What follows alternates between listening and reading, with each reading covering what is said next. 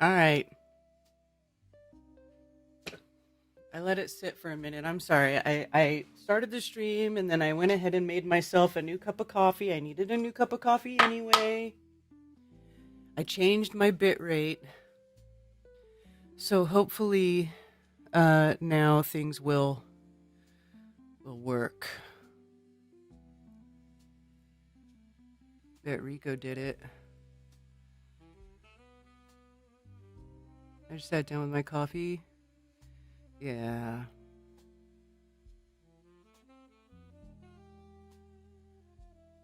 We don't need to agree on everything. No, we do not. We absolutely don't have to agree on everything. Crumb? Crumb, good to see you. What's up, busted muffin? Eat more salsa? Hey, Mark Sargent. Well, he was in chat. I don't know if he's still here. Tony!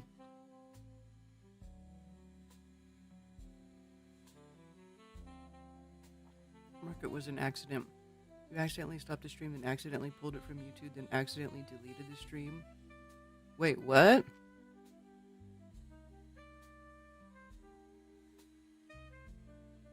Did all that stuff happen too?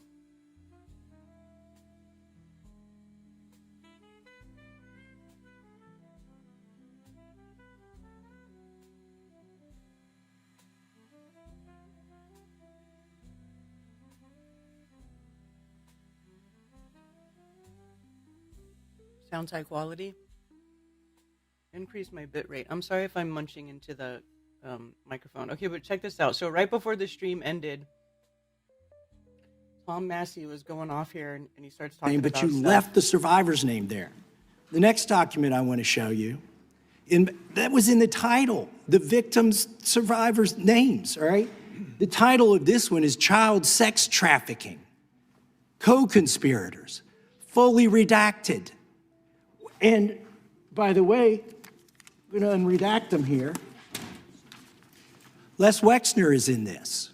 Now, your deputy attorney general said, oh, well, he appears hundreds of times in the files, but he doesn't appear in this file until I forced you to release it, where he's listed as a co-conspirator, not to tax evasion, but to child sex trafficking, not to prostitution, not to money laundering, child sex trafficking. And then finally, what we have here is the third exhibit that I have is emblematic of the FD 302 release.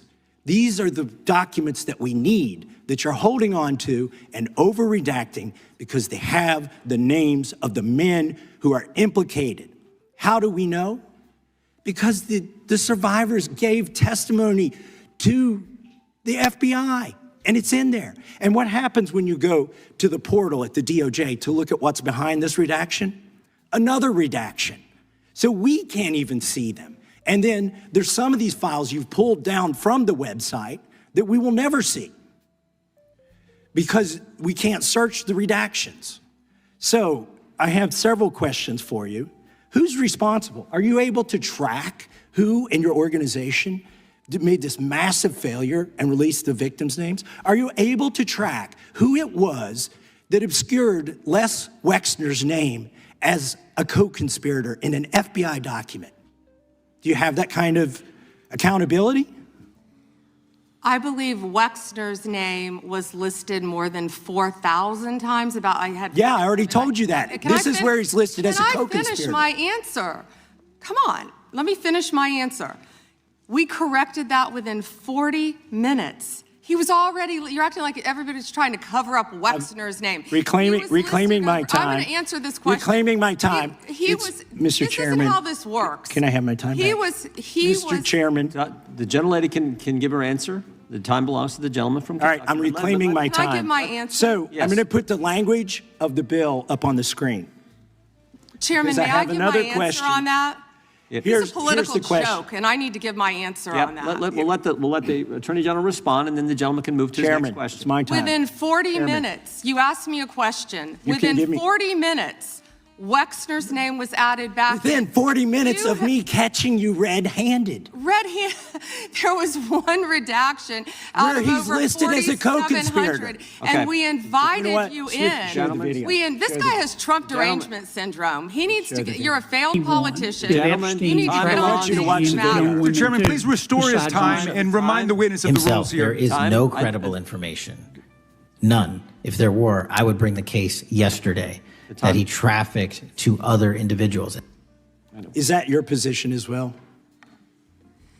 My position is any victim who comes forward, of course, we would love to hear from them. 1-800-CALL-FBI. Did you ask Merrick Garland that the last 4 years? Did you talk about Epstein? I am reclaiming my the time. last I'm 4 glad you're years? asking about Merrick Garland. You don't get to reclaim because time this when is you don't- bigger than when you can't- Watergate. when I don't answer a question the this way you goes want. over 4 administrations. You don't have to go back to Biden. Let's go back to Obama. Let's go back to George Bush. This cover-up spans decades, and you are responsible for this portion of it. And that's now, where the I want to know at transparent- what point did the FBI and the DOJ decide that Lex Wessner was not a co-conspirator? Because our Epstein Files Transparency Act requires you, please put it back on the screen, please, to release the internal decision about whether to prosecute him or not, and it's not in the files, and it's not in the files for any of these other men. Time of the gentleman has Which, expired. may she answer? And he's a hypocrite because he voted against the ban that we were talking about on deep fake AI porn. Only 2 people voted against it, What? and you were one of them. So now she's saying, why is she bringing up a ban on deepfake AI porn? Because they're gonna try to claim that it's all deepfake AI Hypocrite. porn. The gentleman's time has expired. Is that what they're gonna? We already knew that they would Yeah, say that. Mr. Chairman, could she answer the question? Chairman, I was wondering, The gentlelady's allowed, the Attorney General's allowed to respond the way she wants to respond to any member's questions, Republican, Democrat. All right, I have unanimous consent request. Gentleman's recognized for a UC. All right, this is an example. I'm submitting these 302 forms that are entirely redacted, even when you go to look at them. Without objection. I'm submitting a witness statement that implicates Les Wexner. Without objection. I'm submitting an article from the New York Times that the DOJ released nude photos and Without objection. identifiable pictures of the victims. I'm submitting a letter from A.G. Bondi to Kash Patel, imploring him to quit keeping the files when you found out that they were keeping files from you, because Without they're still redacting files that you. Chairman, are we going to I'm Going to recess for votes? Yes, we are. I'm submitting for unanimous consent a document of 17 individuals who've resigned because of the Epstein files. Without objection. 17 individuals who've resigned because of Epstein files. Not only that, but 60 plus members of Congress have announced that they will not be seeking re-election in 2026. How do you deepfake porn exactly?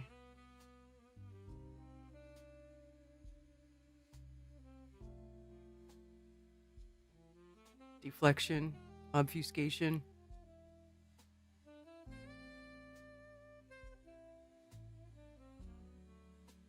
That escalated quickly.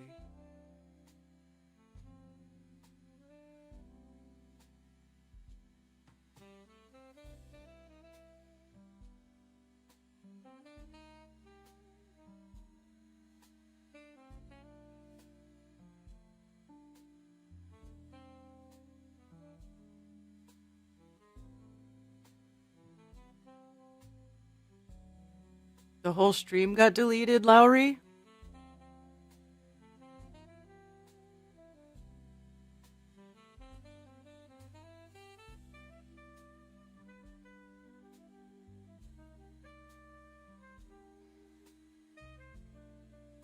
The internet is a filthy place. Yeah, I disagree that it's a shit show. The congressmen are correct. It's a question of which of them are asking the most worthwhile questions.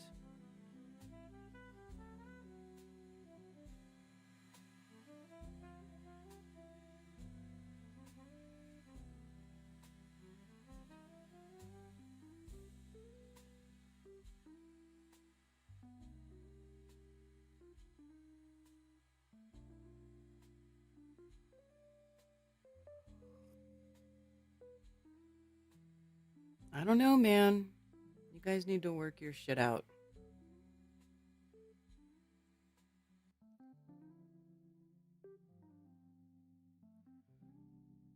Hi, Valley Parks.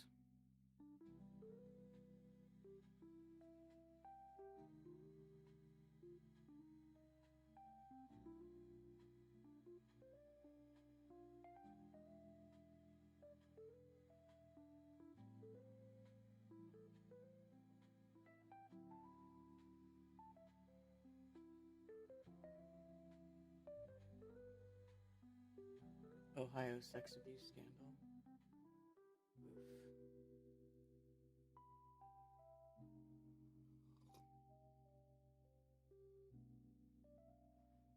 Oh, is this the anti-Semitic clip? That's what I wanted to see. Didn't see one tweet. Didn't see one tweet. Not one. I didn't see one tweet when Joe Biden was in office about Bill Clinton. Didn't ask Merrick Garland anything about Epstein. Not once. When he was weak sauce. And also, I want the record to reflect that, you know, with this anti-Semitic culture right now, she voted against a resolution condemning. Oh, is Jewish. I just want to be clear. Do you want to go there, Attorney General? Or do you want to go there? Are you serious? Talking about anti-Semitism to a woman who lost her grandfather in the Holocaust? My time. Really? The committee will be in order. Talk to Jared Wise about anti-Semitism. The ranking member knows that. Didn't see one tweet. That woman was pissed.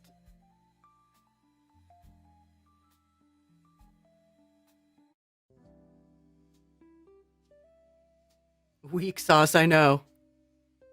Someone in Congress actually used the term weak sauce.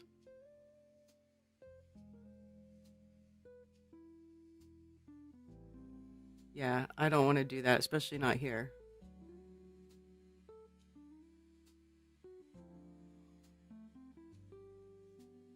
I don't want to watch this Ben Swan Who clip. are responsible for this?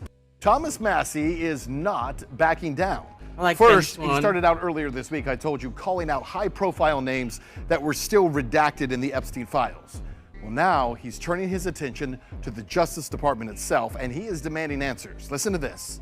I'm glad you're asking about Merrick Garland. You don't get to reclaim because time this when is you don't- bigger when than you can't- Watergate. when I don't answer a question the This way you goes want. over 4 administrations. You don't have to go back to Biden. Let's go back to Obama. Let's go back to George Bush. This cover-up spans decades, and you are responsible for this portion of it. That was Attorney General Pam Bondi testifying today, and Massey, he wasn't playing politics here. He was asking a very simple question. If the American people were promised transparency, why were key names still blacked out when those files were made available? Specifically, why was Leslie Wexner's name, the CEO of Victoria's Secret, redacted in documents related to Jeffrey Epstein? What was the justification here? Instead of getting a direct answer, we got this. Within 40 minutes, Wexner's name was added back. Within 40 minutes of me catching you red-handed. There was one redaction out Where of he's over listed as a 4,700. co-conspirator. That nervous laughter. We invited you in. This guy has Trump derangement syndrome. He needs to get, you're a failed politician. Yeah, derangement syndrome? Really? Because here's what's deranged. How about the constant promise of full disclosure, followed by half measures and black ink redacting so much? Yes, it is true that Leslie Wexner's name was found unredacted in thousands of pages. But, and this is so important, the exact page where his name was redacted, the one that we're talking about here, is where Wexner was named by the FBI as a co-conspirator, right? With Jeffrey Epstein.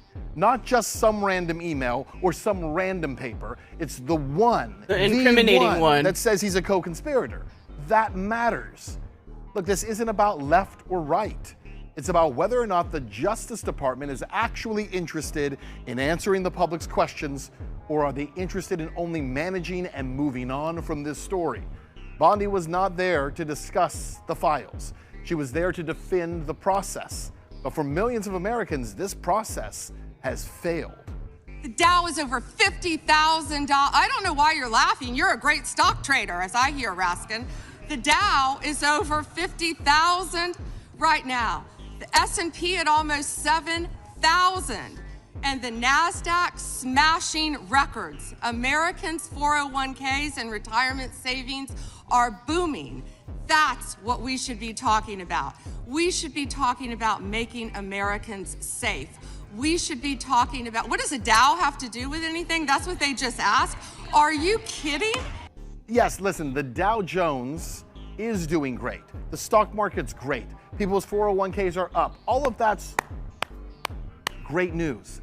But you are the chief law enforcement officer of the I don't understand why that bitch thinks that means that you can ignore the sex trafficking. Oh, why are you guys wondering about the sex traffickers and all the evil people, the evil shitbags that are running the country? The stock market's up. Everything's doing great. Money's flowing. It's like, water pouring out of the ground. Who cares if there's a bunch of people being victimized and tortured and trafficked and murdered for fun by a bunch of rich, powerful, evil mother effers? Started to say $50,000. Yeah. Irrelevant move to strike. Hi, Sky Trails. I've never heard the last name Wexner ever until this dude. Yeah. Yeah, not all pages carry equal weight.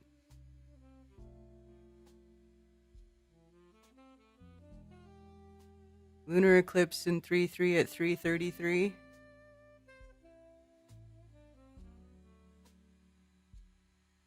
Solar eclipse tomorrow. Did you guys watch Erin's video on the solar eclipse? She does good videos.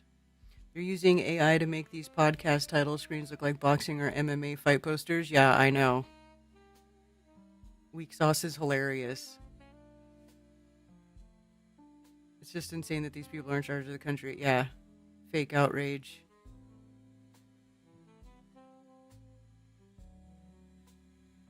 These people are disgusting. Yeah, man, they are. United States of America. So you shouldn't be concerned about the Dow Jones. You shouldn't be concerned about people's stocks and 401ks. Your job is to go after the people who are caught up in one of the most prolific, most incredible child trafficking, human trafficking, sex trafficking rings in history.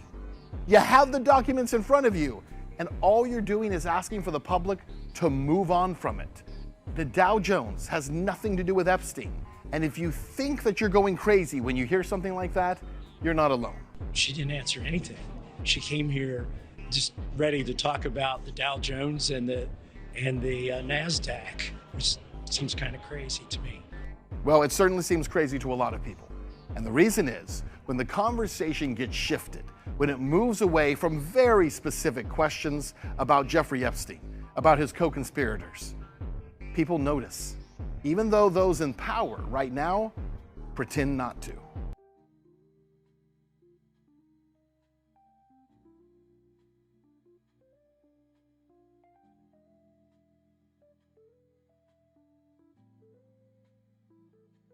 Yeah, who cares if we snatch your kids and take them to an island? The Tao is up. So what if we perform sacrifices to deities so we can have their power? The Tao is up. Exactly, dude. Like, these people are insane. They really think that they are above the law.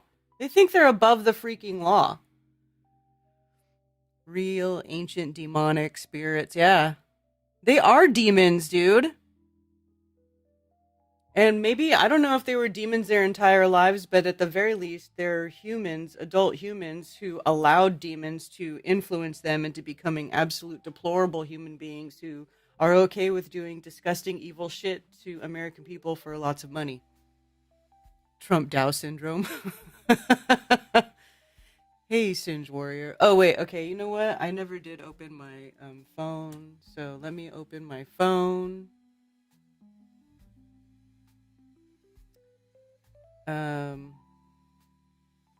We'll see if it wants to work properly today. 704-666-1776 is the call-in number.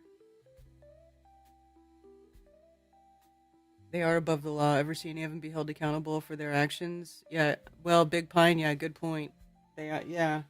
But see, the reason is because nobody has the balls to go do anything about it. Why doesn't anybody go arrest these sons of bitches? Like, is there nobody out of the entire law enforcement community, nationwide, statewide, like nobody with muscles and a gun has the balls to go find these people and arrest them? Like, what the hell? Not one person? Not a couple of you don't have the balls together to go, like, arrest these people? What the hell is going on around here? You know, it's like, I mean, I would do it, but I'm like 48, 49, I have a bad back. I'm a woman. Like, I don't have any training in you know, combat, hand-to-hand combat. I don't have, like, a concealed carry permit. I don't have any badges. I have, you know what I mean? Like, I can't physically do anything to these people. I wish I could. I wish I could go grab them by their ear like their nanny and go drag them into the fucking gulag like they deserve to be, but I can't. Thank you for calling Coffee Talk. You're on with Karen B. Would you be down with me if we went to make a sit? If we went to make a what? Dennis, yes. What did you say? I said, sorry, I had the phone just not configured correctly. No, I asked, what do you say we go make a citizen's arrest of Pam Bondi? Okay. No, I'm kidding. I didn't want to, unless you wanted to. I wasn't. I was just kidding, but not that it wouldn't be a good idea. But instead of continuing on with all this, the stuff about Pam Bondi and Congress and Epstein. There is one point I wanted to make. I heard on the Duran, they were talking about the files. I didn't watch most of it, but they give information usually that the mainstream media doesn't give out. That's why I watched that program, the Duran, and specifically Alexander Mercouris he's a co-host of it. He has his own podcast because it's informative. But he was saying that there were photos and information surfaced of Melania Trump with knowing and associating with Ghislaine Maxwell back in 2002, 2003. and I didn't look into it, but he was saying that it appears that Trump initially met Melania Trump through and because of Epstein. Anyway, I just heard that. I thought that was interesting. No, but the main thing I just wanted to say that also because of these programs, I think I've got a different estimate of the U.S. military. I think a lot of people in the U.S. military and in the U.S. media also overestimated a lot. And I don't know. I wasn't informed about it before a few years ago, but some of these podcast or content makers, beginning first with a Russian Navy veteran who's an American now, a content creator, Andrei Martyanov, with his books. And after him, I found out about the Durand and Larry Johnson and these other content creators that go against, they're informative and they go against the consistently the mainstream media, what they call the legacy media, which just like the military in the U.S., it tends to be stuck back in the 90s, which was the height of U.S.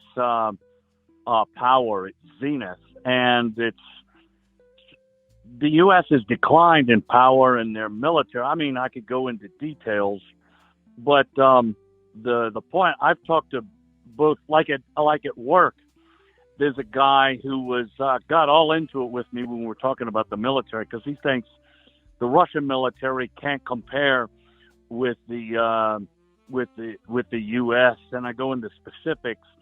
Anyway, the next day when he's not there, the boss was telling me that his dad is in the U.S. military. That's why he's such a fanatic about it. But I see, forgive me if I say names like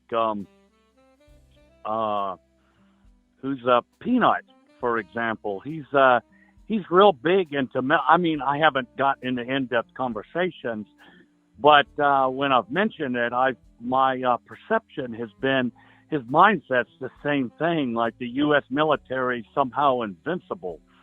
And who's the flat Earth intel? Corey Kell. Yeah. He's got the same outlook. You know, it's anti-Russian. I mean, I didn't have much conversation, but we got in a conversation a little bit. Just enough for me to notice his perspective. His narrative is the American narrative all the way, and it's how to get Russia and all. I was in the military. I was in for 5 years, and then 7 years, I guess. I was in an additional 2 years in the reserves. And out of that, a 6-month deployment to Djibouti in Africa. So I always made sure I was behind the lines, but I was active duty for more than 5 years. Anyway, one thing I remember reasoning, some of these guys that have been in 20 years, they think exactly like they're told to do because they're expected. To use a word from the dude Kennedys, they're chicken shit conformists. They don't think for themselves. They go with the flow of the military, the macho. Another word for it, stupid way. They think they think and act like they're expected to act. And I was like, I like getting both sides or all the sides of a situation before settling on which or what is the truth of the matter or the closest to the truth of the matter. But I think if the U.S. I think they're currently, although Trump seems like back and forth. Biden was just all out for war, especially against Russia. Trump seems like to fiddle back and forth. He seems like he's not Russia's greatest friend by any means, but he seems to over the past year since he's been president, he pushes them just enough to aggravate them and right till they're about to strike. And then, he backs off and acts like nothing ever happened. And he's been doing that again and again, but it's obvious what he wants to do. He's pro-Israel all the way. And he wants to strike Iran. And recently I've heard the Durand says they expect him to attack eventually in a harder way to finish off Iran. And just recently, he's sending, so I think 2 or 3 super carriers over there to make a strike against it. I just want to say, if he does that, if America strikes Iran in any significant way, they're going to get total lesson, because the Russians and the Chinese are helping them. They've been helping them to prepare for something like this. The U.S. does not have hypersonic missiles, no matter what American military personnel or whatever. They're stupid and ignorant, most of them. And the higher up you go, the worse and the dumber they are. They got 3-star generals and presidents that are morons. They believe the same stuff that the media says, and it's often a good indication of what they get at their briefings and stuff. It's stupidity. But if the U.S., they've got hypersonic missiles, the Iranians do, that the U.S. just simply does not have. And if they strike Iran in any major way, all the U.S. bases in the Middle East are going to get wiped out hardcore. If the carriers get much closer than 1,000 miles or too close, and they're striking Iran, those carriers can get sunk wholesale to the bottom of the sea. If the Houthis in Yemen, which are like, mobile, small time, if they can take out U.S. warships and shut down the Suez Canal, the Iranians can only do a lot more. So I don't think that the Iranians aren't coming over here. It's obvious who's right and who's wrong. But I think that a year from now could be a very different scenario, both as far as U.S. prominence and power of the world. It could get taught. The way it's going, it's just a matter of time, regardless of who's a Republican or a Democrat president. The stupid American presidents and the stupid American military are going to get taught a violent lesson, humiliatingly, and that's going to be a good thing at the end of the day, in my opinion. Anyway, that's my 2 cents. Okay, well, thank you for calling, Dennis. Hubba hubba. All right. We'll see you later. All right, bye.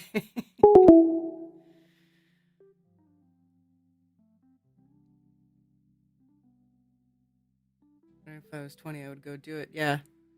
Listen, if somebody wants to go make a citizen's arrest, go do it. Let's do it. If we all tried to do something, they would stop us before we even got started. These evil people are everywhere, and even if we tried to rally up, they would know, because they practically own everything. All means of communication are monitored, as well as us carrying our own tracking devices with us everywhere we go. That is a fact. Maybe if we made pamphlets, but even if we mass-produced and distributed them out, one of their minions would snitch. Need a time limit on callers.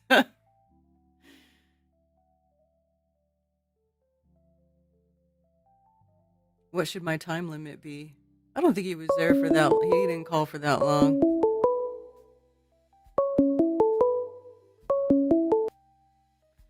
Thank you for calling Coffee Talk. You're on with Karen B. Hey, Karen. Did you ever see the South Park episode of the O.J. Simpson trial? I don't think I did, no. Oh, it was hilarious. They kept showing Johnny Cochran, and every time they presented, this mountain of evidence against O.J., he'd hold up a stuffed monkey and, shake it in front of the jury and go, "Look at the silly monkey. Look at the silly monkey." That's Pam Bondi. Yeah, exactly. That sounds about right. Oh my God. So, watching Massey just go after anyone of any party, just so on the nose, makes me so happy with what I decided to do in the 2024 election. The only reason I went down there and decided to vote was because I was interested in local elections. And I thought, yeah, they can cheat locally too, but I'm going to at least try and force them to commit election fraud. you know. But I was worried about my ballot being spoiled if I left the president section blank, which is what I wanted to do, because I was stuck with this Sophie's Choice bullshit. You know, on the one hand, yeah, the left was intentionally doing everything they could to destroy the country, and they want to get everyone to believe that child fucking is, you know, just another sexual identity. You know, that kind of evil shit. And then on the other hand, we're given Trump, who's clearly controlled by the Zionists. So I was like, well, what the fuck?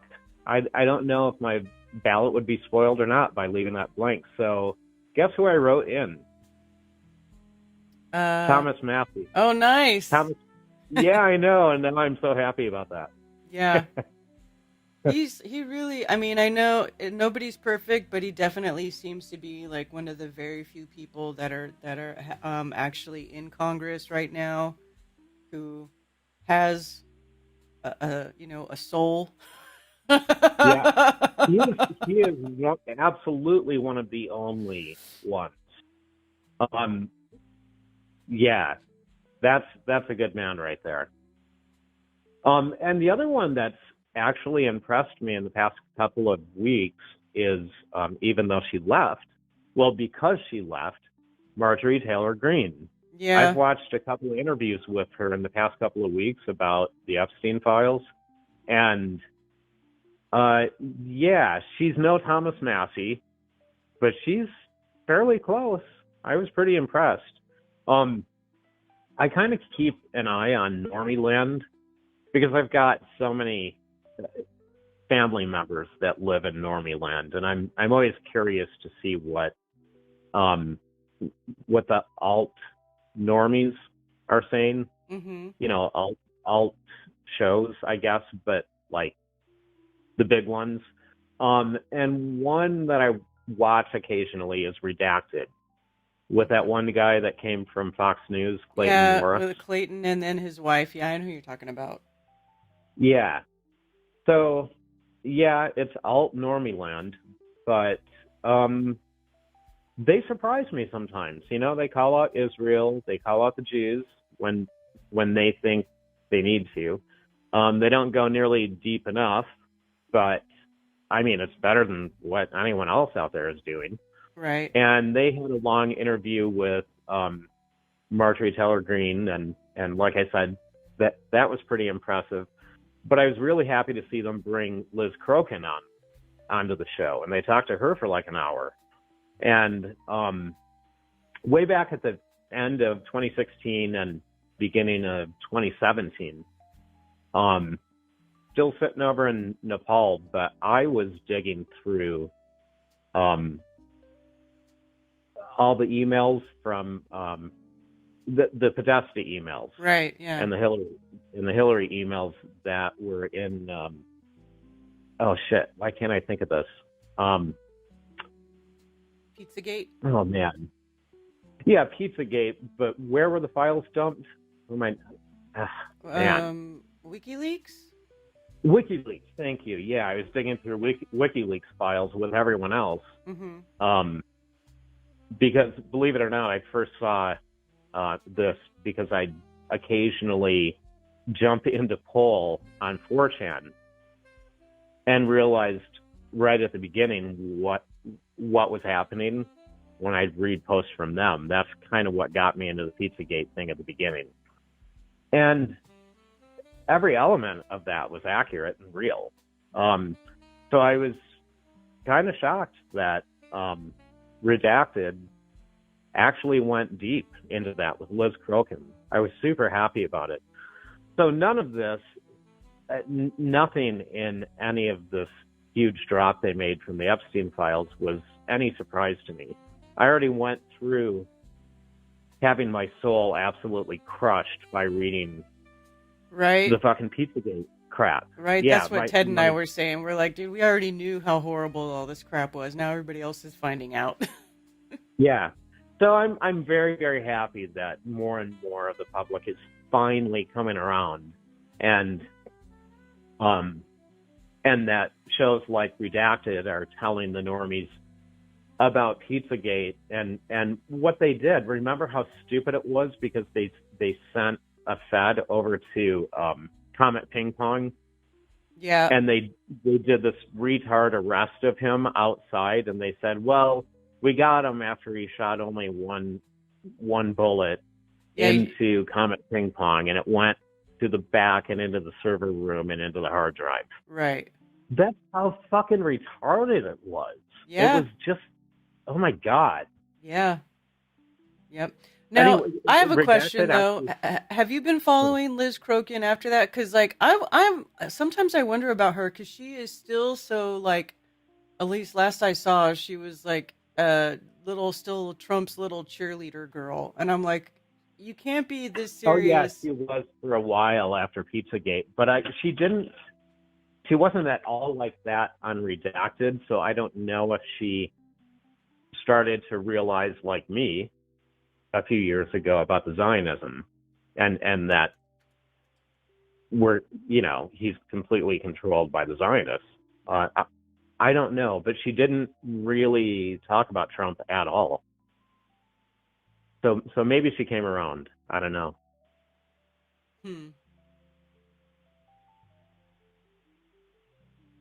Anyway, that's all I got. All right. Well, thank you. Thanks for calling. All right. Hubba hubba.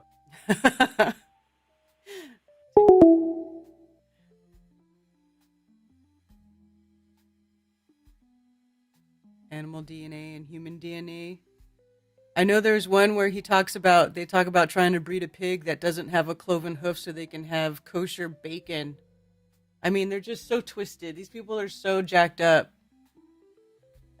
Southern Belle says, I work the polls. You don't have to vote on every position. Your ballot still gets counted, but I'm in Alabama and can't vouch for other states.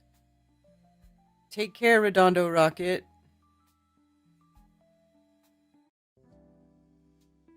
Conservatives want Pam and Cash out.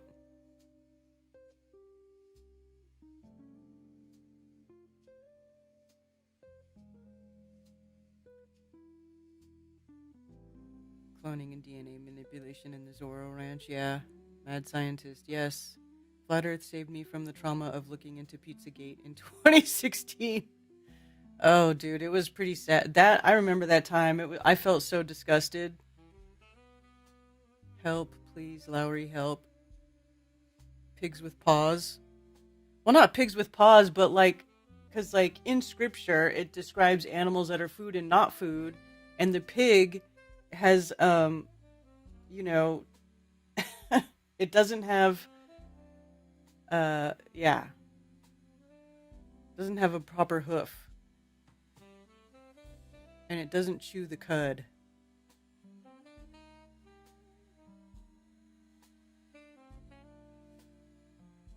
I think the mainstream media should pick up on Vapegate. It would give Flat Earth and Witsit some well-deserved attention. Oh my God, no. I want Vapegate to just die. Dude, see, that's where that whole fiasco was actually rather successful. It was very successful in dividing the Flat Earth community, in taking advantage of the conspiratardism of so many people in the Flat Earth community who are so who have set themselves up and made themselves so open to believing in the fake, that everything is fake. They think that people went on a sound stage and blah blah blah. Between the people who are like, no, they didn't have to fake anything, and no, we know that what the lights in the sky do, matches the globe. That's how they made up the globe, but the Earth still measures flat. And there's this very small group of flat earthers who are we're still yeah, the Earth is level and stationary. The lights in the sky do weird things, but the Earth measures flat. We can tell it's not moving. And for all intents and purposes, the Earth is treated like a flat, non-rotating, right? It's flat and non-rotating. So we're just going to go with that. But it did cause a bunch of division. And it really fractured things. So that's where we're at right now. Everything was kind of put asunder, and now things are kind of having to settle back down, and everybody's kind of figuring out where they're comfortable at.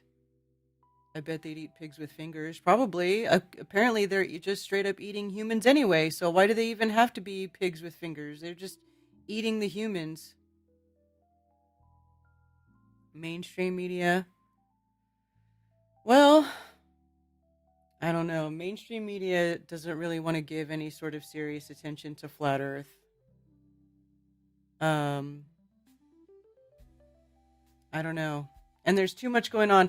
I actually don't think it's I actually don't care if they talk about Flat Earth right now. Like, I think it's better for mainstream media or for the normies to wake up to this stuff that's going on, to how truly corrupt and evil the people are that hold office and are hold, positions of power in this country. Like, American, everyday normal American people need to understand this. And in my opinion, this is more important than understanding that the earth is not a ball right now. Way more important. And in fact, this stuff, I woke up to this stuff before I woke up to Flat Earth.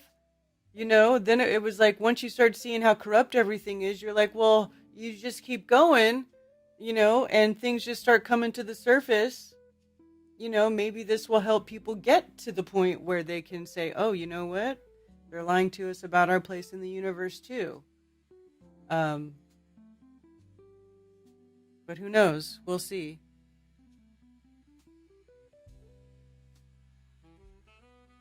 Figuring out the earth is not a globe is not a measure of intelligence or the quality of the person. If you ain't figured out the psyop and FE, then you ain't paying attention.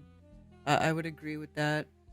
It's not really a matter unless you're looking at it, unless you actually do look at it and try to deny it, well, then there's something going on there. But if you're not even looking at that in general, then no, it's not a measure of intelligence. We are all goys.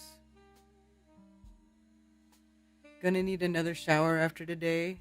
I know.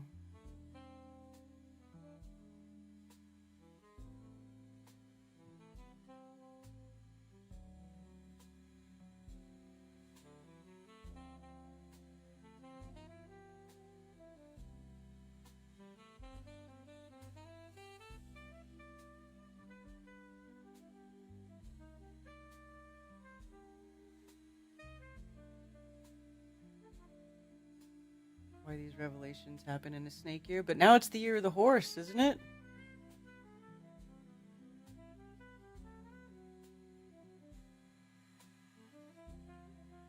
It's already the year of the horse. I guess it was like during the transition time that it happened. It was like between the year of the snake and the horse.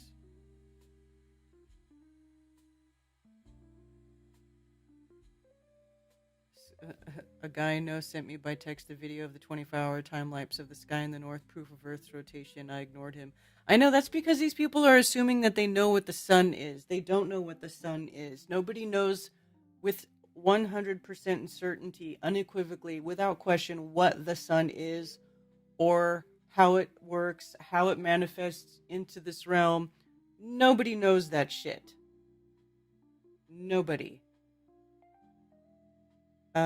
And I think that, did you guys see Jaren's been having a big crash out? I guess he's leaving YouTube. He's going to stop streaming or whatever. And was talking shit about a bunch of flat earthers on his way out. He didn't mention me, though, or Cammy.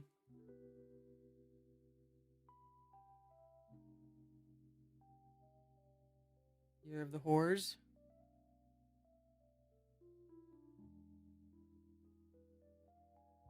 Age of Revelation. Tomorrow, the 17th. New Year's tomorrow.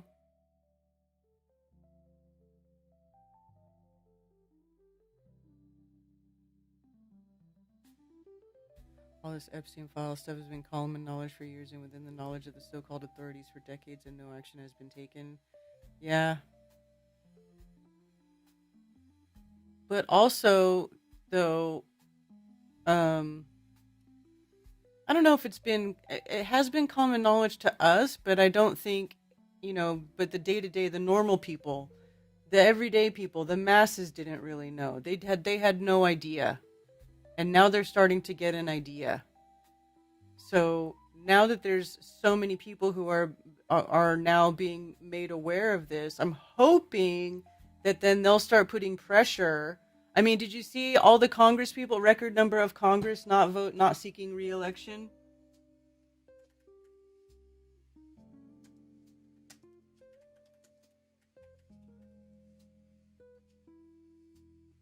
As of February 2026, here we go, a total number of 51 members of the U.S. House of Representatives, including 30 Republicans and 21 Democrats, have announced that they will not seek re-election in the upcoming 2026 election cycle. This marks one of the highest rates of congressional departures in recent history.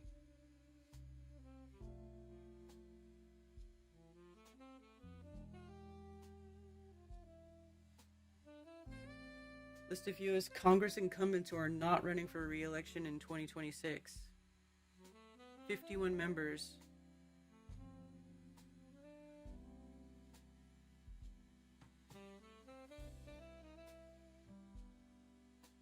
Tom Tillis, good. Get.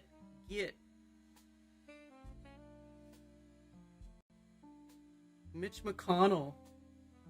That guy I can't believe that guy is even still in public office. That guy, he's a zombie. He's like a walking zombie.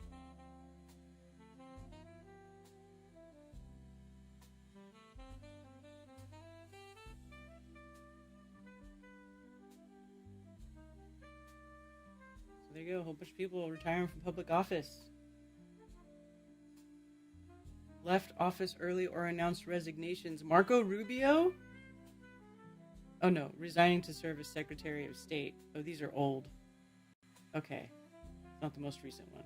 That's going back in time.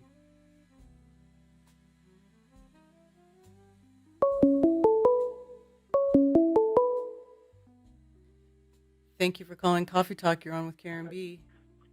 Hello, Karen. This is Crumb. Hey, what's up, Crumb? How are you? What's up? I'm good. How are you? I'm doing all right. Right on. I think you made a really good point just now. I realized that, realizing that the world is run by, satanic pedophiles comes before Flat Earth. And I think that's kind of necessary now that I think about it. You know what I mean? Yeah. And now that everybody's kind of recognizing this, that makes your mind a little bit more malleable and open to the concept of a deception that big. And I never really realized that before. Everybody else this whole time was believing that politicians were like the same people that we thought of them when we were kids, like naive. So that makes sense, Yeah. So, we're seeing, this is just part of the process, and it's good.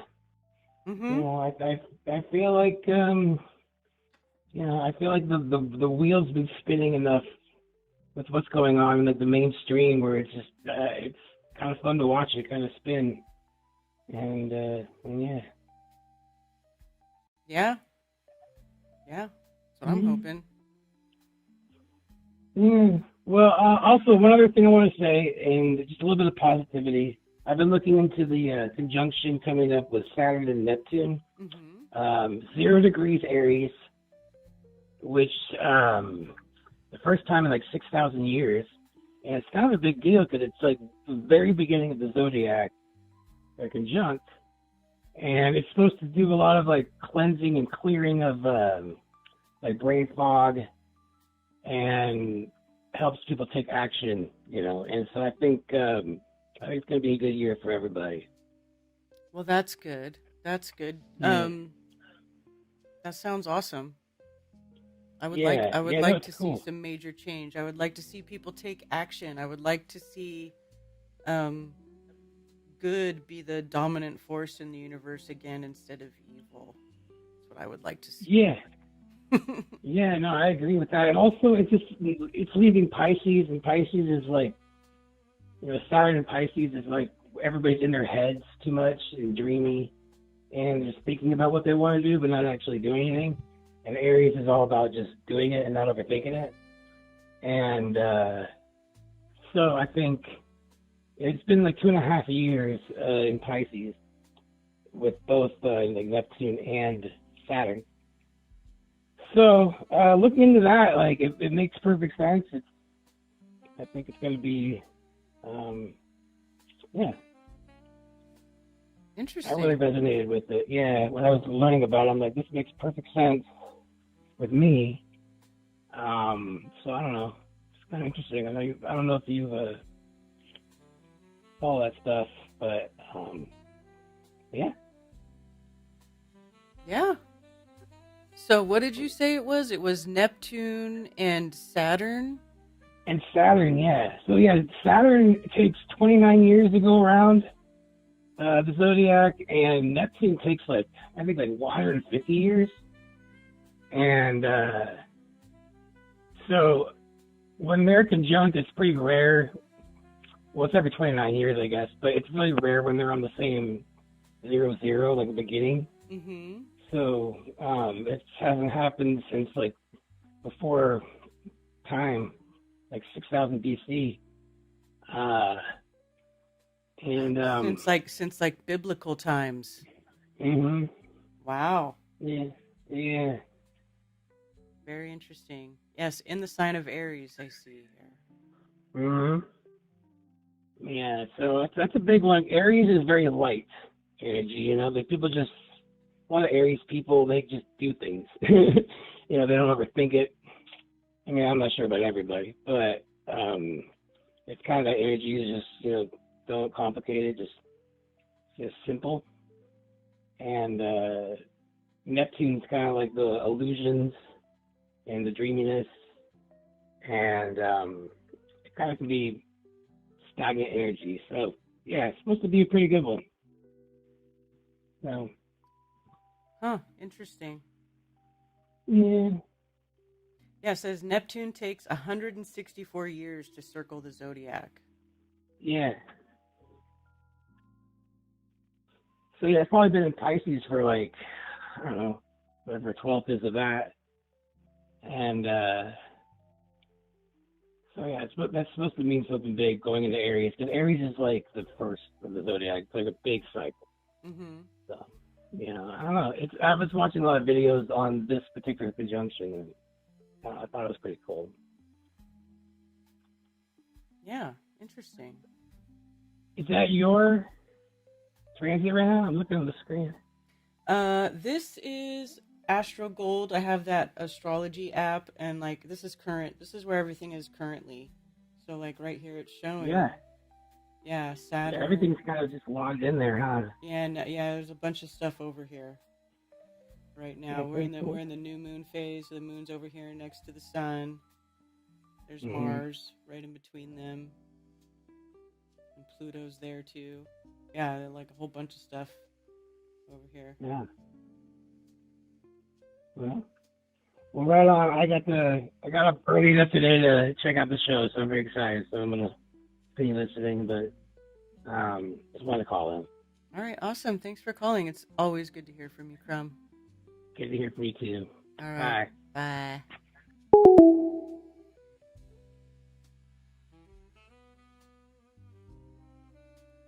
Saw that Jeranism meltdown. I've not read it at all yet, but it was like some Democrat politician acting like they're caught surprised. I know. He just starts, complaining about like some of the, saying, "Oh, leave Nathan Thompson alone and Flat Earth asshole alone, or Jake the asshole or whatever alone." Like he's pointing out like two of the worst possible personalities you could be pointing out. Like, boy, that's some low-hanging fruit, buddy, as a way to point out how terrible the whole entirety of the FE community is. Like, it's just there was some very hypocritical things in it, and I was just like rolling my eyes reading it. But he says he's got a new job, and now he's not going to be streaming anymore because none of his shows took off. Nobody liked my shows, so I'm not going to stream anymore. I'm going to whatever. Last year was a tough year. It was.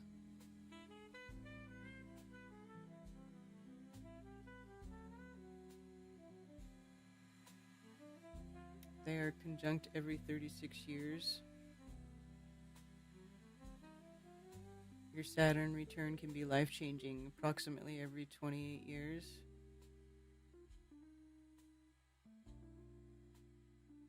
I'm not saying I know what the sun is, but it seems like the sun is super cold. But the sun heats us up. How could it be cold? Hello, DJ Curious.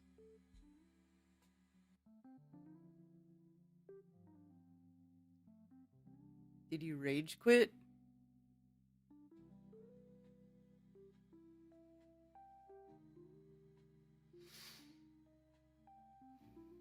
Hey, Luke. So happy to hear about Flat Earth. Did you ever do a stream, Luke? I didn't think you did. You were talking about it, but I don't know if, and I was hoping if you did, you would post a link in the group or something. Because YouTube doesn't send me notifications all the time, and it's very unreliable. Except for the 13 weeks it was in America.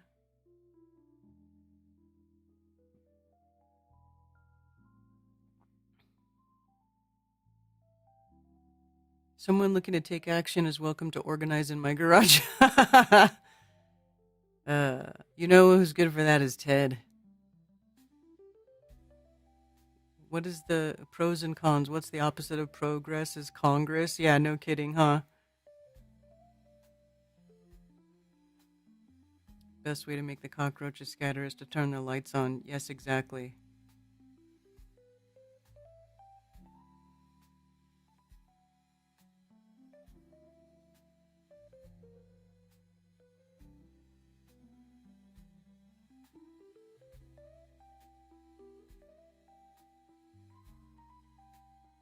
Okay, cool.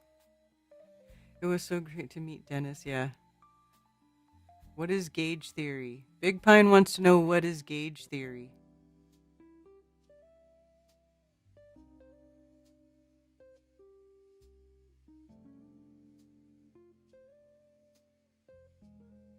And the sun could be cold when you touch it. Like if you were next to the sun, it could be cold. It could just be that the energy that it emits heats up when it touches something, right? I think that's kind of it, because it's like, is the air hot? Or is it just the ambient temperature of everything else around it that has absorbed the heat of the sun that makes it hot? I guess the air could be hot to a degree because of the particles in it.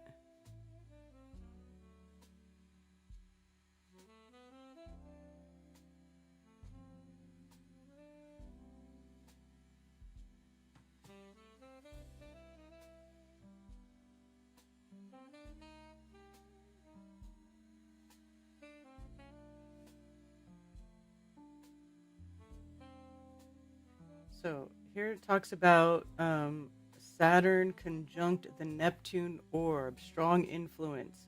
During this time, you are cut off from other people negatively. This can be because you are feeling lonely and failing to reach out to others, or positively because you are using the time for some serious contemplation. Beware of your own gloom at this time. This is like personal influence, so this isn't like general influence, I don't think. The transit is demanding that you see your life in a different light, a more spiritual rather than a physical light. At first, this can be depressing as you realize the hopelessness of pursuing purely personal ambitions which have no greater purpose. However, by the end of the transit, you will have incorporated a larger and more selfless view and may have a clearer vision for the future. Contemplation and meditation can prove very useful during this time.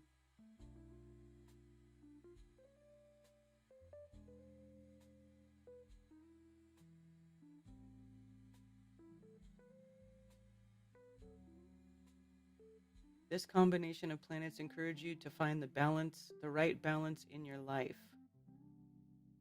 Well, hopefully that will help, will bring the right balance to the universe, to our humble little universe that we inhabit here. Because boy, do we need some balance. We need some balance. A commercial, sound and video, lurking.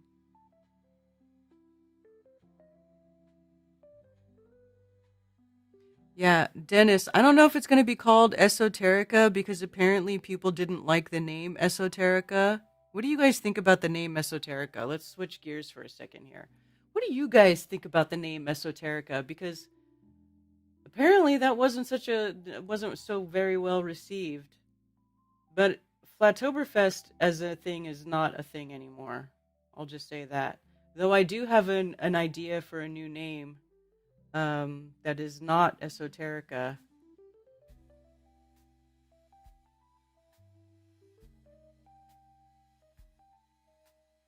I don't know, we have to reset things up. We need to do. Sounds too much like Erica. I'm down with it. I think the name is fine.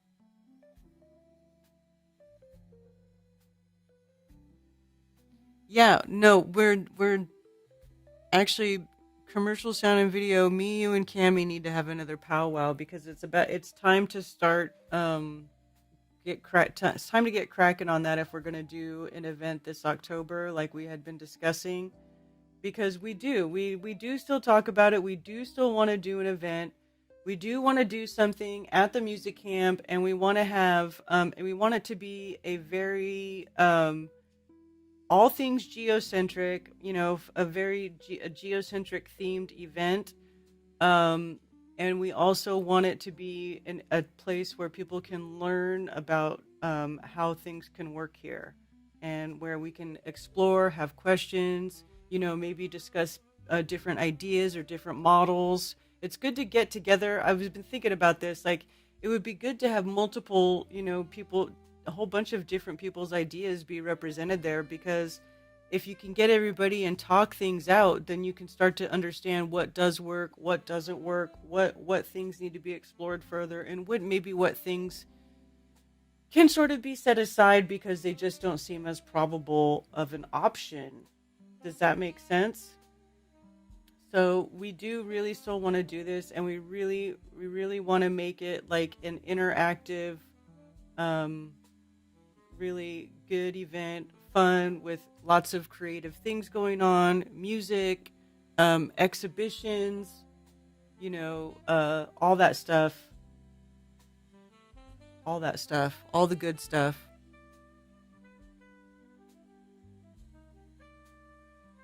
According to a Google search, something super cold can produce heat. Probably better than occultica. Gauge theory basically involves non-commutative algebraic geometry. It's used to show degrees of freedom for SU2, SU3, SO3, and so on groups, meaning quarks, gluons, protons, neutrons, electrons, etc. Esoterica, Kirk. Occultica. You said it's too much like Erica. Occulticon, Geocentrica.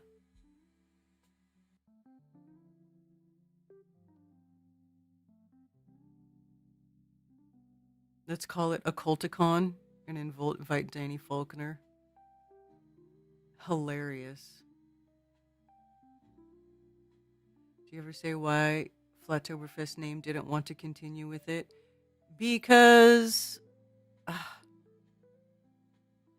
Flattoberfest kind of, I don't know. I just started to not like that name anymore because I felt like it, people started to expect a certain thing, and I didn't want to be that thing anymore.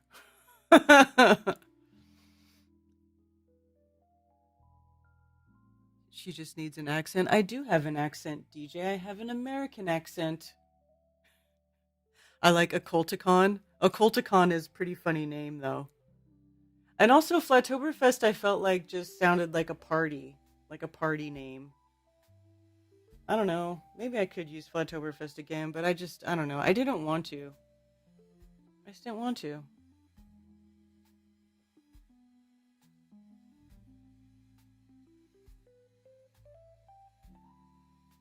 Kate has an accent.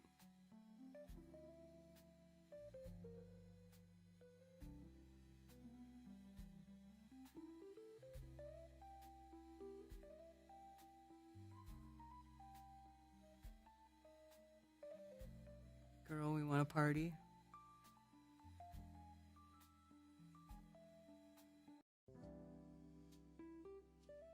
I mean, we will party. It is going to be a party, but I don't know. I just wanted it to change. I just felt like we needed a change because the community has changed, and so we're just going with the flow. We're changing with the times. Remember Vegas? It was so fun. Vegas was fun. Vegas was fun.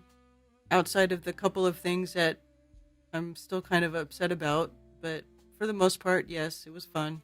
Occulticon. That's hilarious.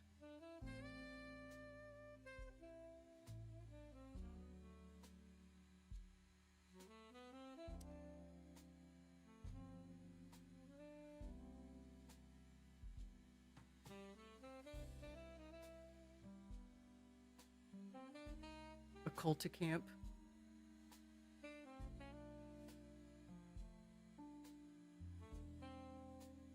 The conversion to Southern accent.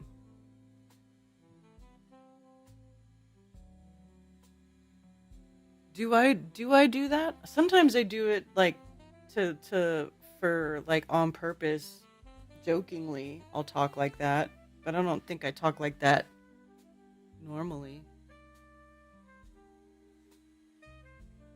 The earth is way more than just a shape.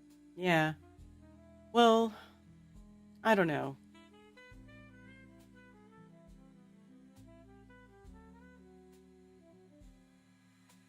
You know, Flattoberfest was just sort of a very presentation-heavy event, and I just want to do something different. I want to do something different. It doesn't really matter what it's called. You know, I honestly don't even really care what it's called.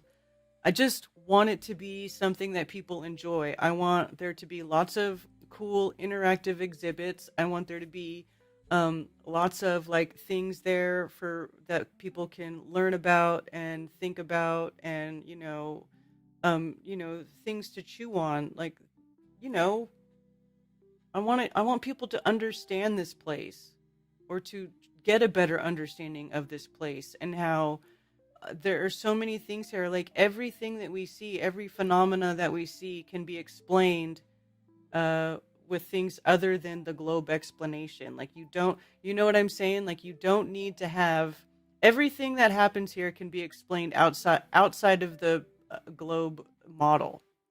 And I would like to put together an event, you know, or a festival where these things can be focused on, where you can spend a few days talking to other people, learning from people, exploring things, playing with cool scientific toys, learning about magnetics, learning about polarization, learning about crystals and the properties of crystals and how crystals form, and how a lot of the things that we see in the sky can be recreated using different crystals and the property of crystals and light and like all that stuff, and just how truly magical this place is.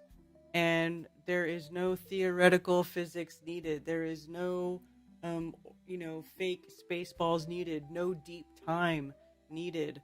No Big Bang is needed. None of that. None of that crap is necessary to get a true understanding of this place and how it works. You know, astrology, alchemy, natural physics, all of that. Decepticon 2026. I think it's weird how Dave didn't consider the analemma when designing his app. What do you mean?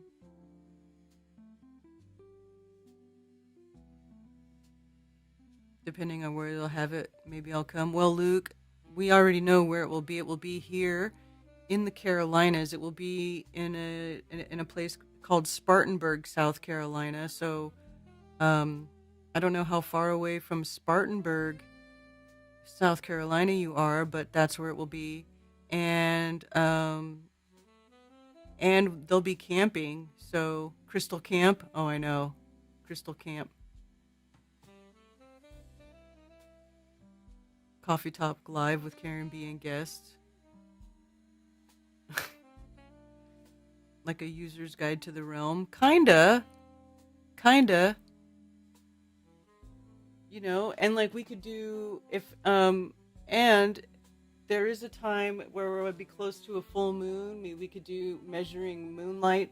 You know, we could do tests like that where we're measuring moon shadow, moon shade in the moonlight, because I know there's a lot of people that go back and forth between that, like it being a thing and it not being a thing. So wouldn't it be cool to be in an environment where we have all the time and the space to be surrounded by lots of people, where everybody at the same time maybe could bring, you know, things to measure this stuff and see what kind of results we're getting, like group experiments, maybe not experiments, but group measurements, group observations.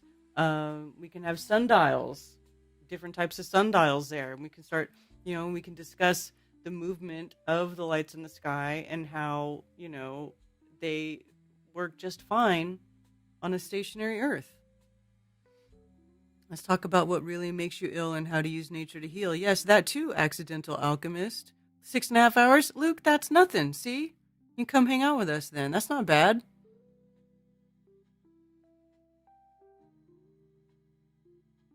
This is Spartica. Spartica? You guys are hilarious. Explainocon. Decepticon. Learnicon. Crystal Camp. The analemma at the equator is an infinity symbol, 2 even-sized loops, one in the north and one in the south. Is it? Because I've never seen an analemma taken from the equator where they're both the same size. It's always one size bigger than the other. Alchemicon.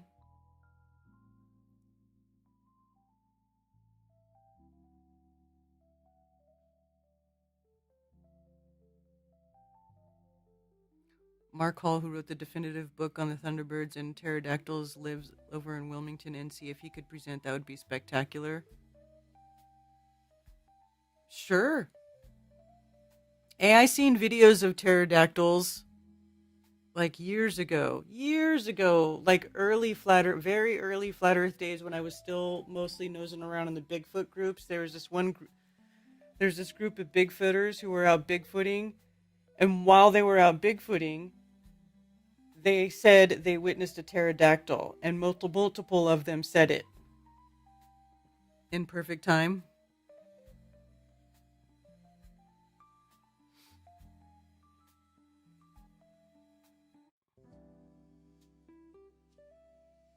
If Liz can make it to Occulticon, then nobody else has an excuse. Occulticon? That's hilarious.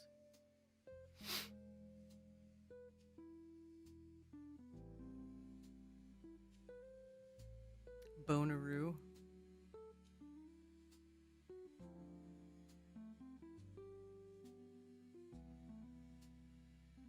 And I want to have like art, crafts, just everything, all things geocentric inspired. The analemma is location dependent, and a bigger loop will be in the south if you're in the north, and if you're in the south, the bigger loop is in the north. Huh? It's like herping. Giant birds as big as a school bus. Yeah. Well, whatever it is, sounds fun. I want to go. You should go, DJ, because we would love to see you again.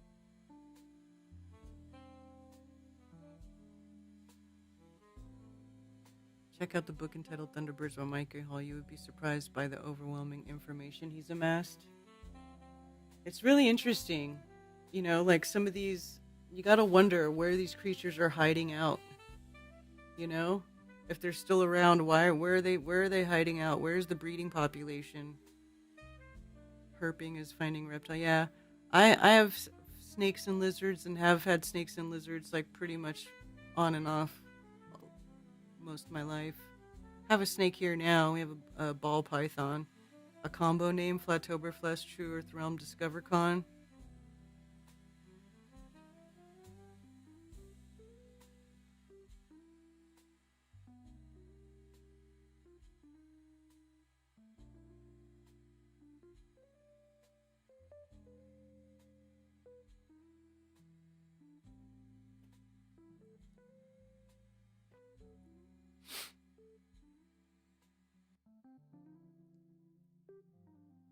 Titty Fest would probably draw a big crowd. Titty Fest, okay. Is that like the opposite of Flatoberfest? Booby Fest? Big Booby Fest. You think that would get people to show up?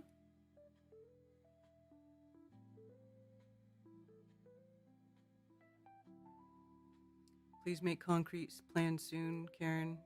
Well, Southern Belle, if we do it, it will be in October. It will be in Spartanburg, South Carolina.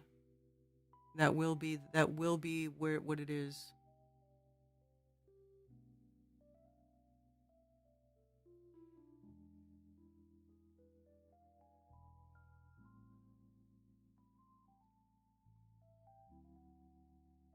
Yeah, like I said, me and Nathan and Cammie have to get together and do another powwow so that we can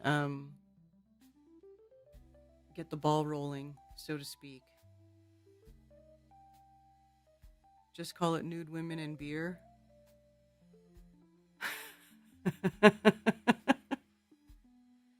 Yeah.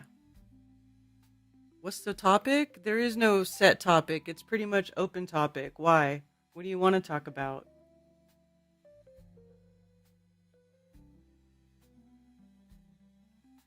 Ticket scam cost the Louvre $12 million. The Louvre got scammed for tickets, the same Louvre that got robbed for the family jewels recently too. Italy's famous Lover's Arch collapses into the sea on Valentine's Day. What? No. Rock structure, which served as a backdrop to countless proposals, disappears into the Adriatic after a storm. Wow. Famous Arch of the Sea stacks at St. Andrea in Melendugno, Puglia, Italy, popularly known as Lover's Arch, collapsed on Valentine's Day after a strong storm surges and heavy rain swept across southern Italy. The rocky arch, one of the best-known natural landmarks on the Adriatic coast, got its name as it served as a backdrop for wedding proposals, selfies, postcards, and was one of the most recognizable symbols of Salento, one of Italy's most heavily visited tourist areas. Aw, that's sad. What a cool structure, little feature, and it's gone now. Interesting. Have we got the October weekend locked down at the music camp? I'm not. Titty Fest at the camp coming soon, says Nathan.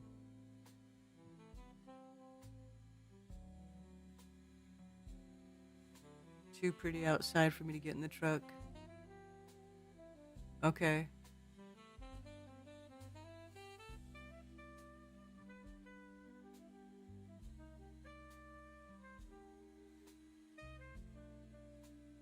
I was thinking it is round Earth, around flat Earth or something. You just attempt it, or just can attempt at truth in general. Dude, we're just talking here. We talk about all kinds of stuff.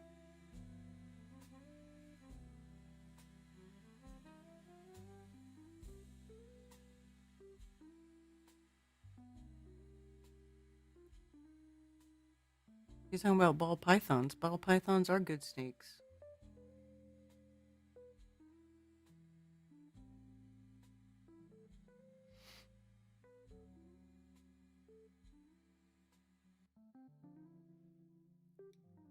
Oh boy.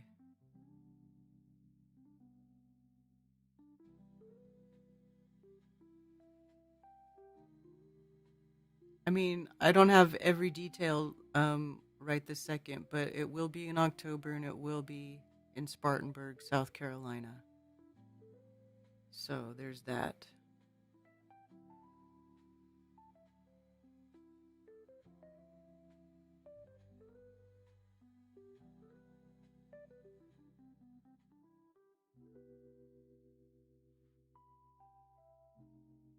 Shouldn't have associated it with Valentine's. Are you guys noticing a lot more mainstream social media accounts posting fake NASA stuff and flat earth things? No, like who, DJ? Is there anybody in particular? Because, I mean, I see that stuff on X every now and then, but,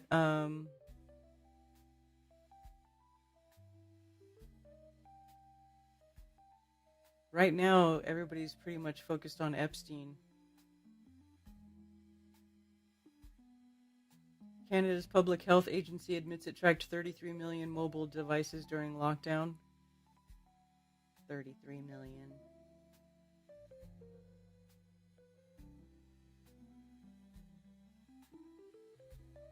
I don't think I've ever seen a community note begin with "This is a complete lie" before. Ozempic Jones has become a parody of the character he'd been playing for the last 25 years. It's like watching a caterpillar turn into a cockroach instead of a butterfly. Is this Alex sticking up for Pam Bondi?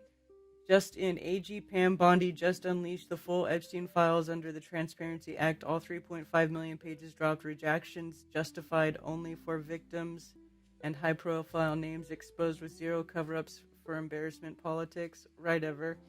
This is a complete lie. The DOJ simply released a statement with the list of names associated with the Epstein and the files, and there hasn't been a single new file released since the batch in late January 2026, which still includes heavy redactions.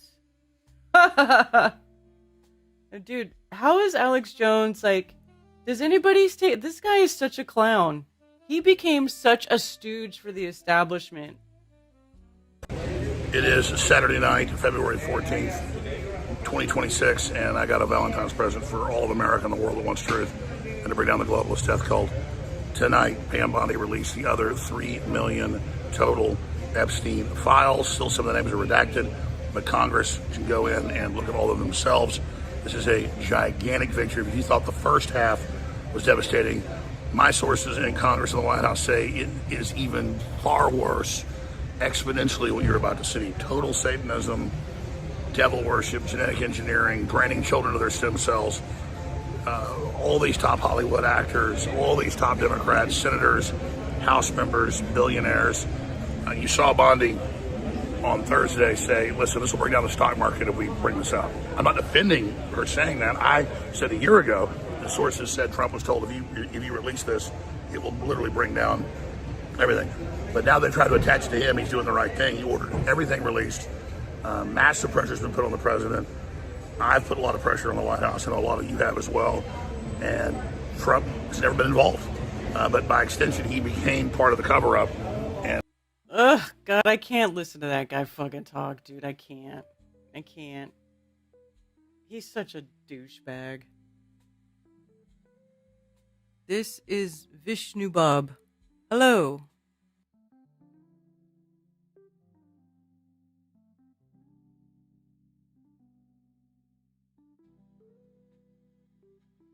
Over the last few months, more accounts that have 100 to 1 million followers. Like who? Since he didn't stand up for himself or Standy Hooks. I know his voice is terrible. Alex Jones has been a real ninja. He always been that guy exposing stuff. Alex Jones is a ninja? Are you serious?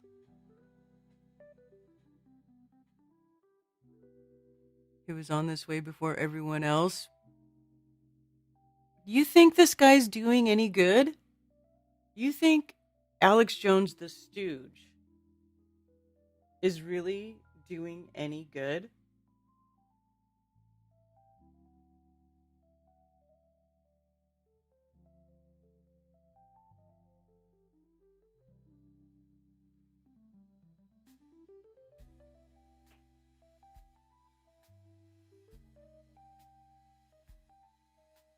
Alex Jones is a gatekeeper, like the quintessential gatekeeper. Like if you looked up gatekeeper in the dictionary, you should have a picture of Alex Jones. Fat, ugly, bald head right there.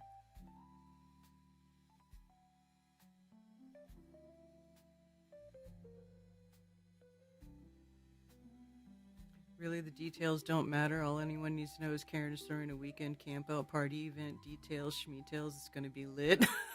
I think the frog in his throat turned gay, yeah.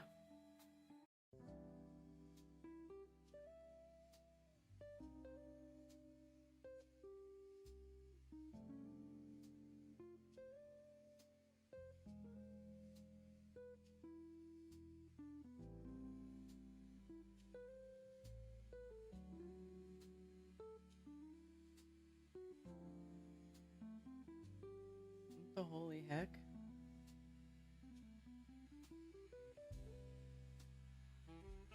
Mid-level operator exposes certain truths, right? Do you think Alex Jones is the only one?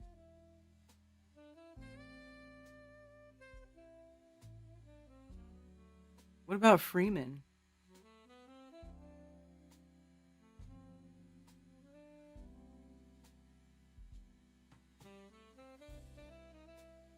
There's a whole bunch of people who did all this work before Alex Jones.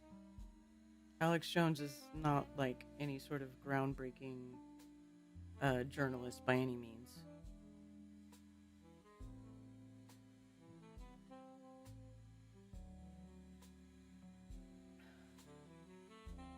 I'm curious what this video is.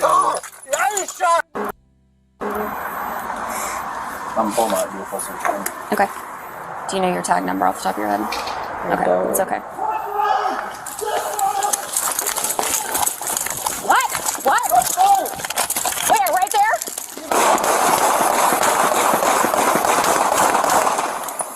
Jesse, are you okay? Get in the house! Get in the house! Jesse! Get back! Where is he? In the car! What the hell is going on? 43, give me traffic. Shots fired. I got a deputy down.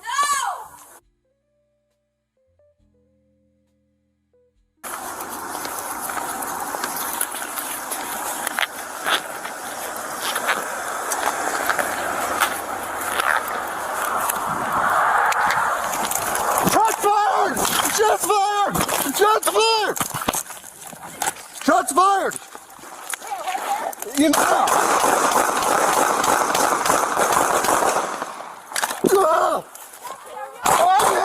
I'm hit! What? I'm in the car! I was shot through the car! Oh!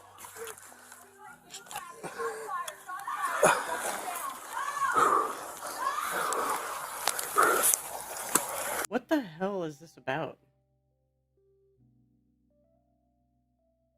These two cops started shooting at each other over an acorn, shooting into their own cruiser at a detained suspect.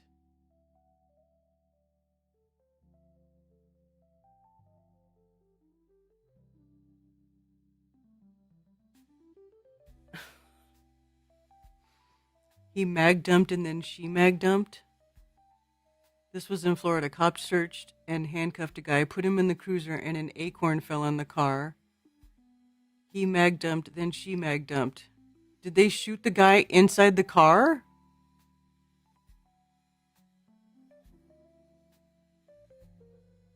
So I don't know these people, but I see their accounts posting cosmology things and fake NASA.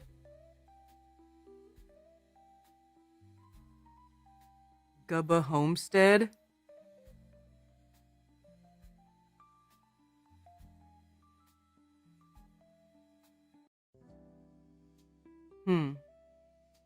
Interesting. I don't know who Sheldon's... I don't know those...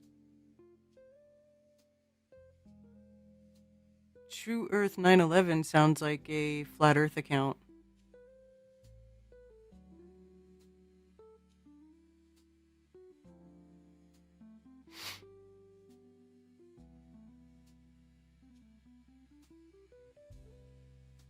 Do you see the clip where someone tried to poke an ICE agent and they shot him to death? Luckily, the ICE dude had a vest. No.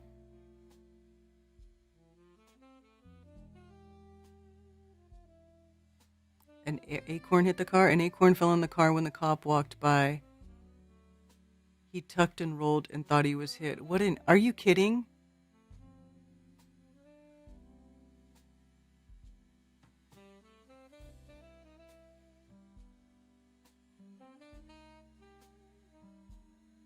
Hilarious. Little Miss Patriot, she's been banned so many times and rebuilds her channel. Now she's posting fake NASA, 100 plus K. Is that YouTube or what platform? Luckily he was never hit.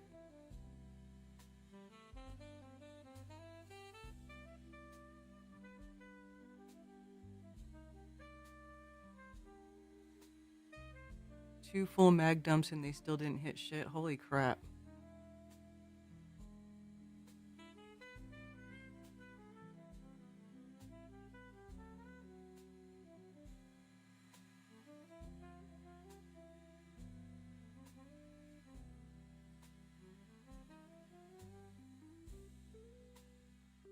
Instagram, TikTok. Ugh, I refuse to start an account on TikTok. I refuse. I just refuse. Refuse. I want nothing to do with TikTok. But I'm glad that there's flat earth stuff happening over there. And hopefully it's not all that stupid, absolute, incorrigible retard fittest flat earther who is like the biggest retard. Everything's fake. We're gonna lift some weights. Can't stand it. Some of the accounts that get big for flat earth, dude, just... It makes me not want to be associated with flat earth, some of it. Some of it is really bad. Like, Flat Out Truth, Terry Riker. Oh my god, that guy is so bad. So bad. And I was looking through all my old files, and I did come across the files where I found where he was sending some chick dick pics. So I do still have the proof that Terry Riker of Flat Out Truth likes to send unsolicited dick pics to chicks.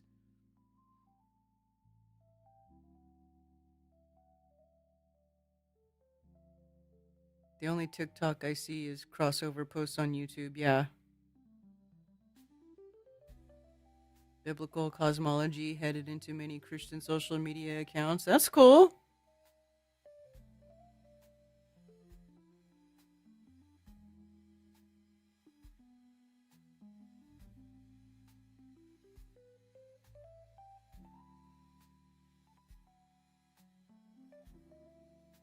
After the ban world, I never had an account. Ever.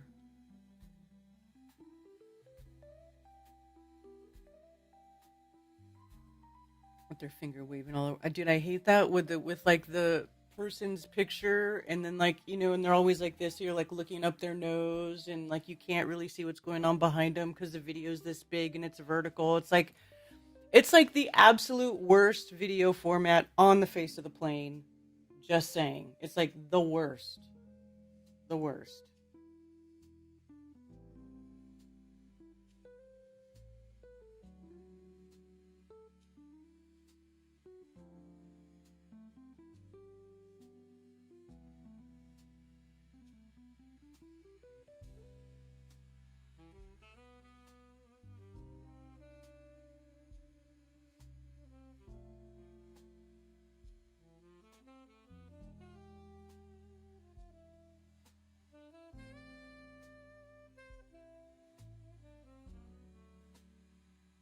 Whoa.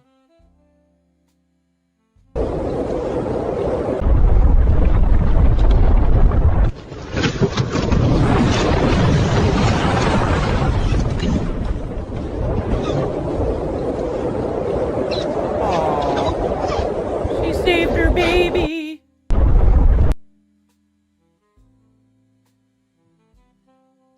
A lot of crossover posts on TikTok that are good. I know it's good stuff on there, but the amount of dumb shit keeps me away. Exactly.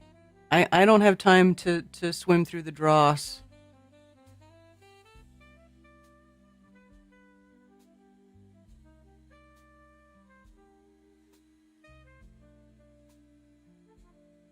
Oh, well, thank you, Liz.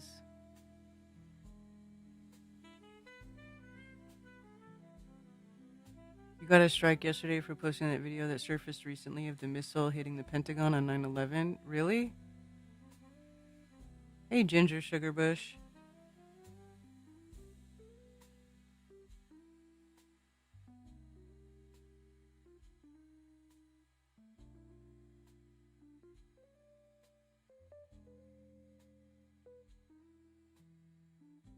Law enforcement officials are investigating after a mother fatally shooting her own daughter before taking her own life in a Las Vegas hotel after missing cheer competition. Are you kidding me? Oof.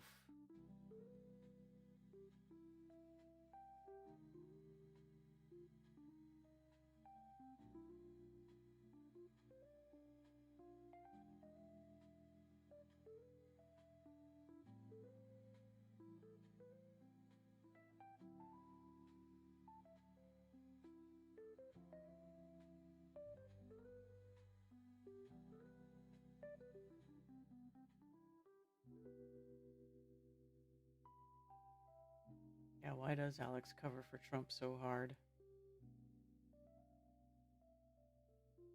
Why?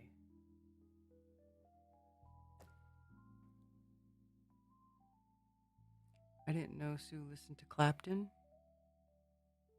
So the good news, more people talking about this stuff. YouTube is censored too much to help new content creators, but the other platforms are still going strong. I'm going to search Flat Earth on X. Let's see what X gives us. It's flat, bro.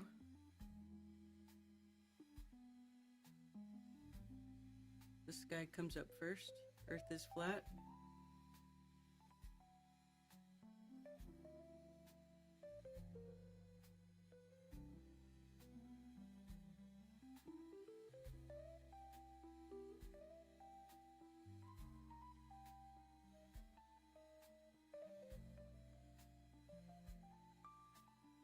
This guy's got a lot of followers, right? Flat Earth Zone. 165,000 followers for Flat Earth Zone. That's pretty good. Here's this robot polisher guy. 30,000 followers. I don't know. Flat Out Truth blocked me. Look at Flat Out Truth. The Flat Earther has blocked you. Oh.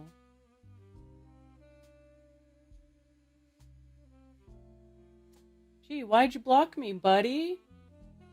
Can't handle the truth? Flat Out Truth? I didn't even say anything to him about his dick pics.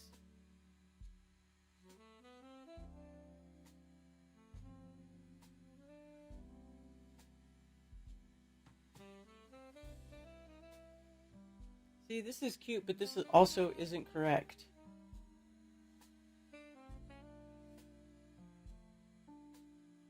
It's showing me old posts from 2023.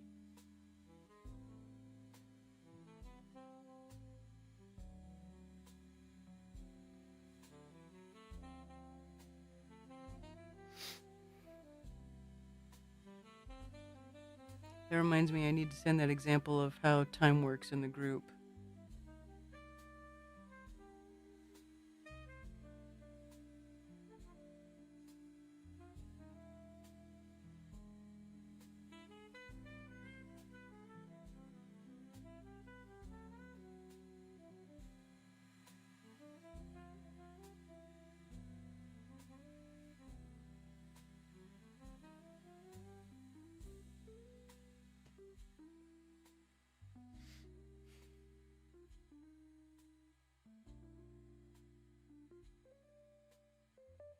Hey, Angela Baby Carson.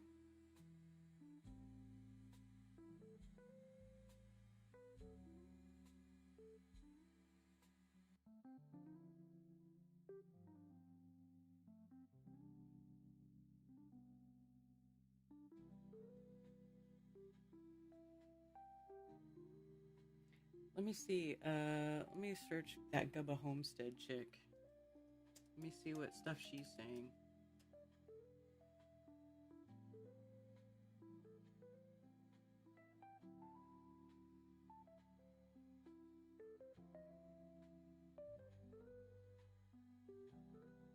106,000 on X.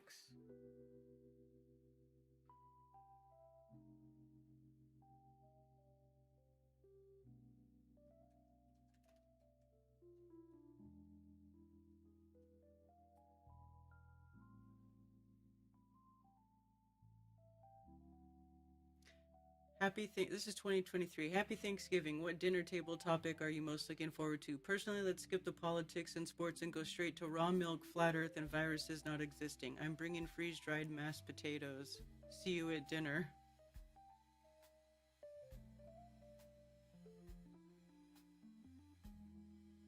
About being informed, when in reality, it's about being controlled. I'm a conspiracy theorist. Of course I know what soil and weather modification looks like. Oh, God. I just feel like this chick is a phony.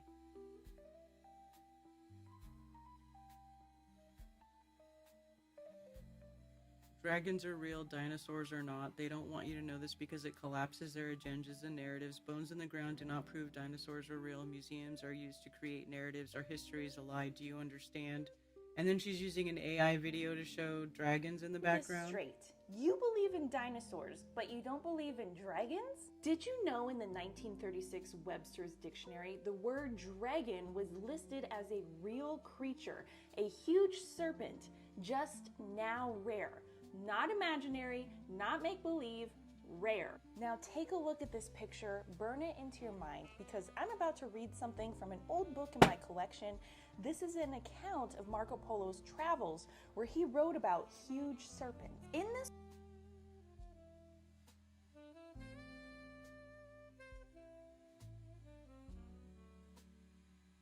So she's been talking about flat earth, making flat earth references since 2023.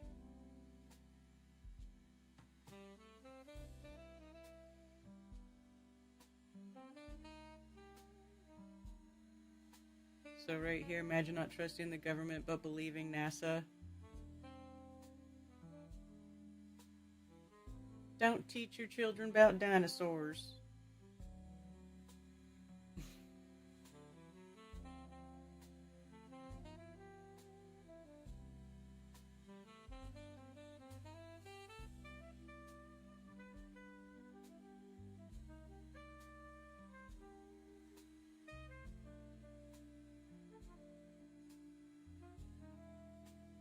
Still better than Tears in Heaven. Oh yeah. That voice. I follow that girl. Definitely a phony.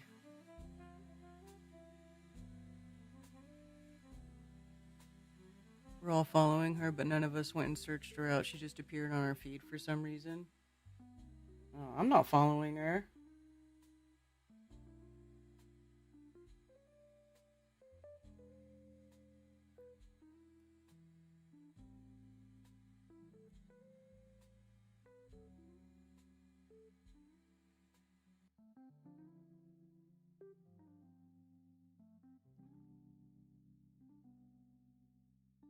Back in 2006, I was attacked on the street in Aqaba, Jordan. My response hospitalized the attacker, and I waited in jail for his release.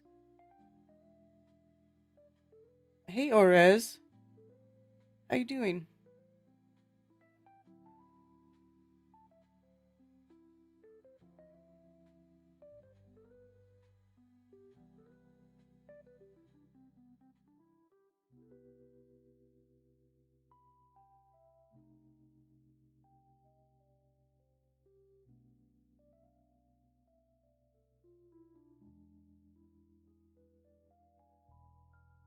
Does this guy still post for Flat Earth?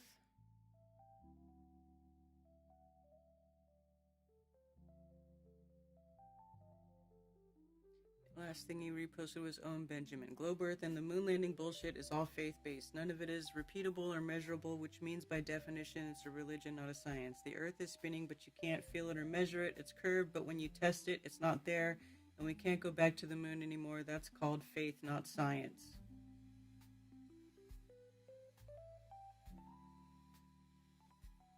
For the same reason we don't turn on the Nimbus 2000 into a Narnia museum, obviously. What if we don't crash the ISS back down and turn it into a space museum instead? Oh my god. I know they're saying that they're going to crash the ISS back to Earth.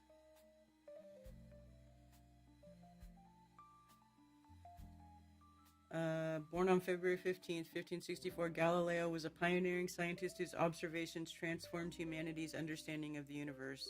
Through his telescopic discoveries, including the moons of Jupiter and the phases of Venus, he provided powerful evidence that challenged the long-held beliefs and supported the motion of Earth. While widely regarded as the father of modern astronomy, his dedication to observation, evidence, and scientific inquiry laid the foundations for modern science.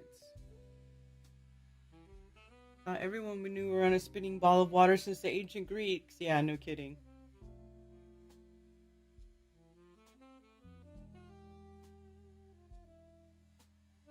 In 1564, and actually the 1600s is also around the same time when the maps start changing, where the islands in the center start to disappear off the maps and it starts to turn into either like a big pile of ice or nothing right after this year.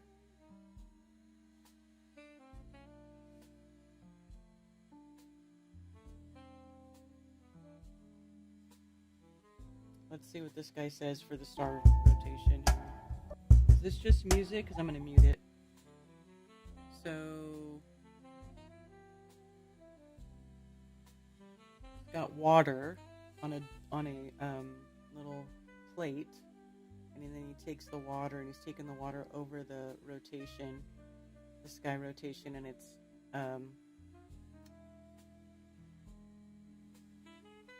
yeah.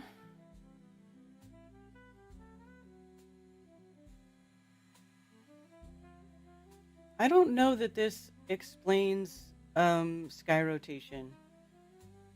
It's a way to recreate optically what it looks like from an observer point of view, but I have to say that I don't know that this fully explains the sky rotation.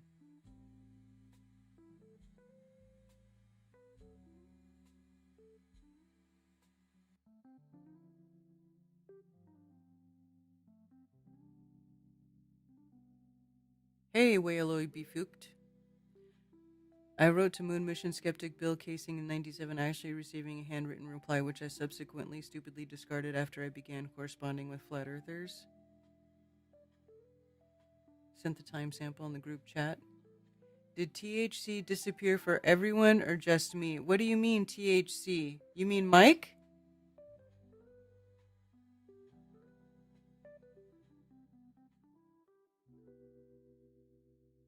I don't know.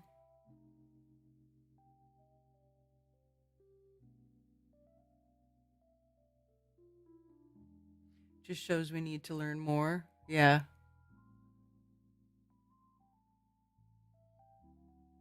What do you mean THC disappear?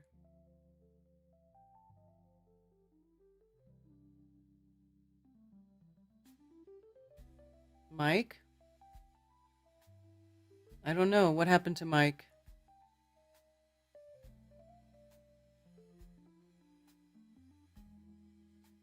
I ain't seen Tommy today. Tommy's usually around somewhere. Anybody see Tommy tell the truth today?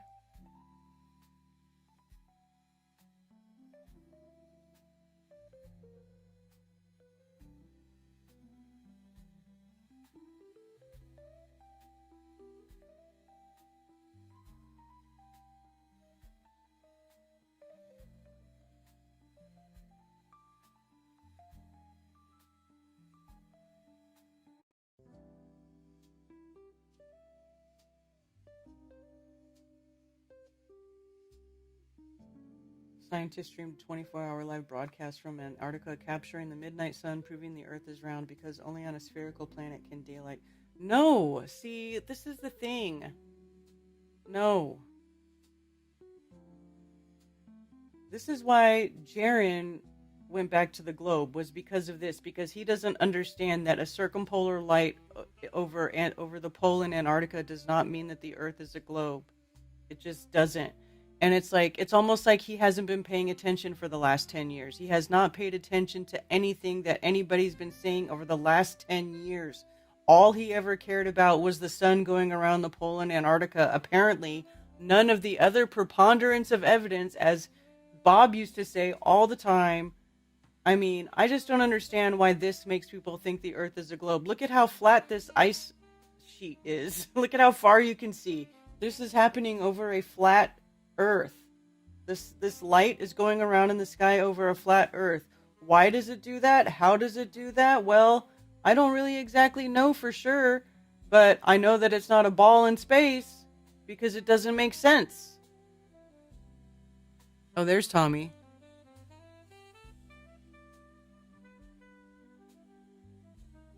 Or he blocked me.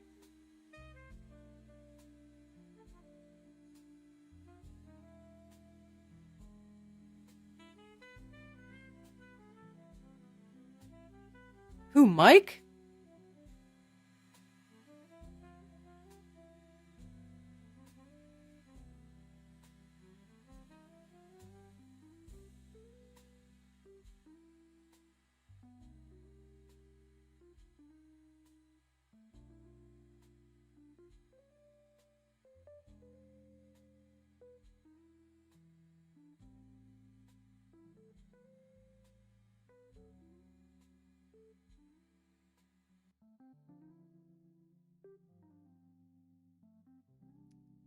Just in the title, huh? Akin to flat Earth or denying gravity, experts weigh in on Trump repeal of key climate finding. As the U.S. rolls back the endangerment finding, what impact could it have on citizens' health? Revoked a scientific finding that climate change is a danger to public health, an idea that President Donald Trump called a scam, but repeated scientific studies say it's a documented and quantifiable harm. Well, I have to say, I kind of agree with Trump on this issue.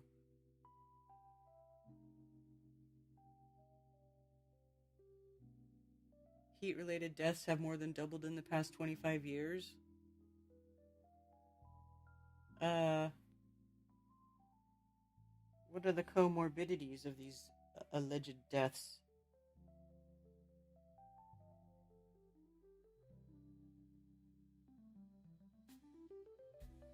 In the more than 15 years since government first determined climate change to be a public health danger, there have been more than 29,000 peer-reviewed studies that looked at the intersection of climate and health, with more than 5,000 looking specifically at the United States, according to National Library of Medicine's PubMed search database. More than 60% of those studies have been published in the past 5 years. Well, the past 5 years? 60% in the past 5 years? During COVID? Where they said they had nothing else to do? Study after study documents that climate change endangers health. Blah, blah, blah. Yeah, sure it does. How do you... yeah.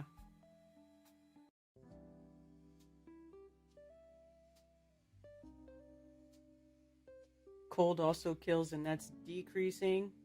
Right.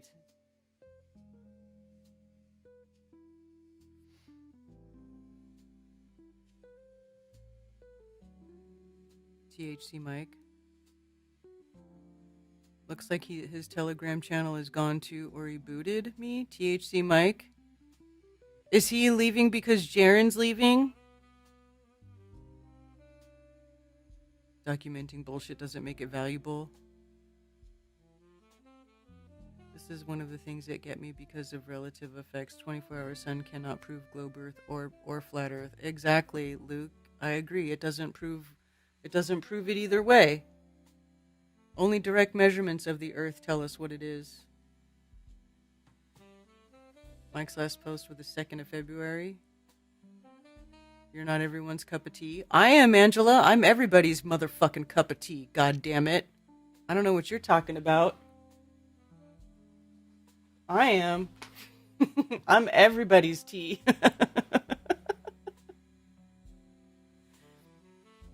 I'm just kidding.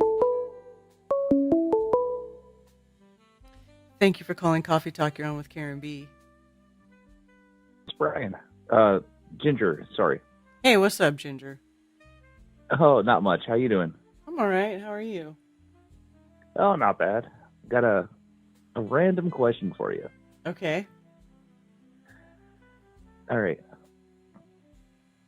If you could possibly reincarnate as any animal, what animal would you choose to be?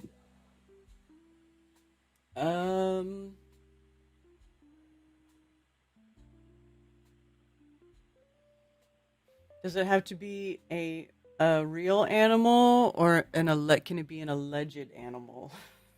Well, let's take one for both columns. Okay. Well, if I could turn into any animal, real or fake, I think I would just go ahead and turn into a dragon so I could like fly over the, all the evil people and just set them on fire, breathe fire on them. That would be fun. Yeah. But if I had to turn into a real animal, I would say,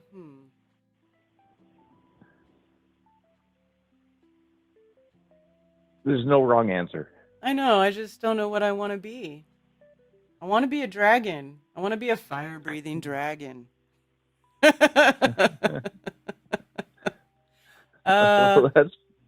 fair. Or maybe since I was born in the year of the snake, we'll go for anaconda. How about a giant anaconda snake? Yeah. All right, that's my answer.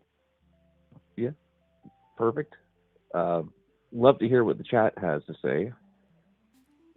For myself, I would be a honey badger. A honey badger? Yeah, nobody messes with a honey badger. That's right. So, either way, it's just one of those stupid questions I love asking people because, again, there's no wrong answer. I've heard all sorts of crazy things. Mm-hmm. So, anyway, love you, Karen. Happy Family Day. Yes. As it is in Canada. Oh, nice. Is it today's Family Day? Yeah, which is the reason I've got the time off to actually call in and watch and listen.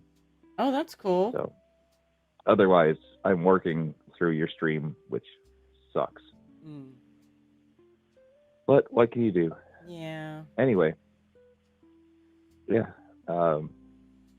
Chat, showed it out. What do you want to be if you had a chance to come back? Sue Finelli says she'd be a cat. Oh, that's so, like, are you a domestic cat? Then you have to worry about the asshole owners? Or are you a wild, like, hunting cat, like a lion or a tiger? I don't know. Just as cat. Yeah, I know. It's, again, no wrong answer, but just a fun question that I love to throw out there. Yeah, it is fun to think about. Liz says she'd come back and be a fire rooster, like her sign. Ah. Okay, well, I'm not going to take up any more of your time. All right. Love you, Karen. All right. Say hi to Ted for me. I and will. The Squatch. Okay, thank you, Ginger. Oh, oops, I accidentally hit that. I didn't mean to hit that button yet, but I did. Oops. I just meant to tap on the window and then it accidentally hung up. I'm sorry. Mi malo. Elephant, probably every creature would be inclined to get out of the way. Second choice to be a crow. Be a Bigfoot. Be a panther. Rupel's griffin vulture, highest flying bird. Nice. An owl. You can be a fairy. A dog to experience the joy of mom or dad coming home.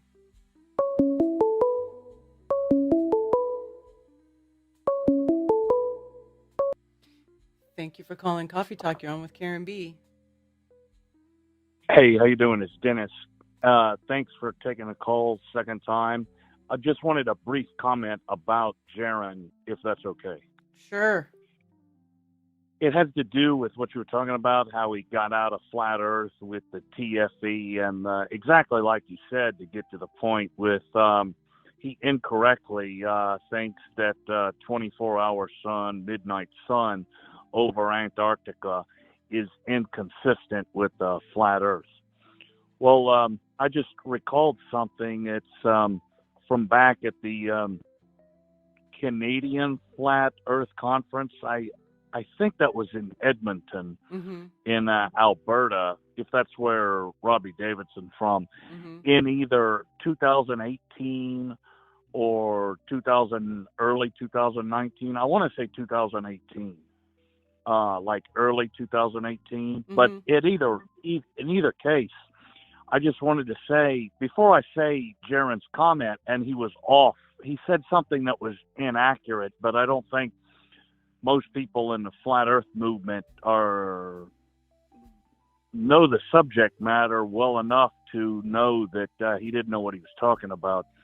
But at any rate, I wasn't thinking about this whole time, all these years, about like Mark Sargent said, the sun isn't what attracts people to flat Earth. My case is the same. Although I came to flat Earth different from most people that came to it. I was already a spherical geocentrist when I came into it. But be that as it may, in the book, the Christian Topography by Cosmas, the Egyptian monk, more often known as Cosmas Indicopleustes, that's got a different flat Earth model, a complete different system. And that one is more, I didn't realize this until after the TFE brought it, made it the center of attention about the Antarctic sun. But I realized that model is perfect for the Antarctic sun, much better than the modern model. And Jaron most people didn't know that. I think that's one reason I think a lot of people have had trouble with it. But anyway, I came to realize that I had known about that model and followed it in name back since I discovered it in 1997. I actually knew about it. I had heard of it in 92, but I didn't know it was about flat Earth, but I realized that in 97. But once the movement got going in 2015, I began to read it more and got a lot more into it and a lot more familiar with it than I had been earlier, which was just somewhat. But I got a lot more into it. Well, anyway, and that helped me recognize how it could explain that, the midnight sun in Antarctica with the shadow of the Arctic not quite reaching to the Antarctic in the height of summer. Anyway, back at the 2018 conference, I remember Jaron had made a comment. Somebody was they were on stage as a group question and answer, and like 3, 4, 5 of them. I think Robbie Davidson, Mark Sargent was up there also. And they had asked about the Aurora Borealis. And Jaron just interjected at that moment, and he said, that has to do with the, I forgot his exact words, but I'm sure it's online, but he said that has to do something with the throne of God over the Arctic North, as Cosmas Indicopleustes was talking about. And I was like, actually, the more I thought about it, I was like, no, that's not that is absolutely not where Cosmas Indicopleustes places the throne of God. It would be, well, I think it indicated to me, to get to the point, Jaron hadn't read that book, the Christian Topography by Cosmas Indicopleustes. He's not familiar with it because that's not it at all. He's familiar with the modern flat Earth model based on Robotham and what's the map that most flat earthers are familiar with today, which comes from Robotham at any rate. And he's assuming that's what Cosmas Indicopleustes. He's imputing that to the more ancient Christian, the ancient Christian model, which is not at all. They have some commonalities. I would say that the modern flat Earth model is an anemic or dumbed down version of the ancient one, which is more elegant and explains more stuff. But he was imputing to that. He's not familiar. He mentioned it as if he's familiar with it, but he wasn't. I I just thought he was going. His mind, it was everything about that flat circular model. For one thing, the ancient model, it's a rectangle. But anyway, I could go into more detail, but I'll cut it short. I just remember he had that. Maybe he put out some good videos over the years, but he wasn't as familiar with that. Evidently not. I mean, the books are available. It's out there for anybody to read, but he had never taken the time to read it. No, As he a matter didn't. of fact, Here's the thing, Dennis. Did you know that Jaron and his wife ran an online bookstore for like old books?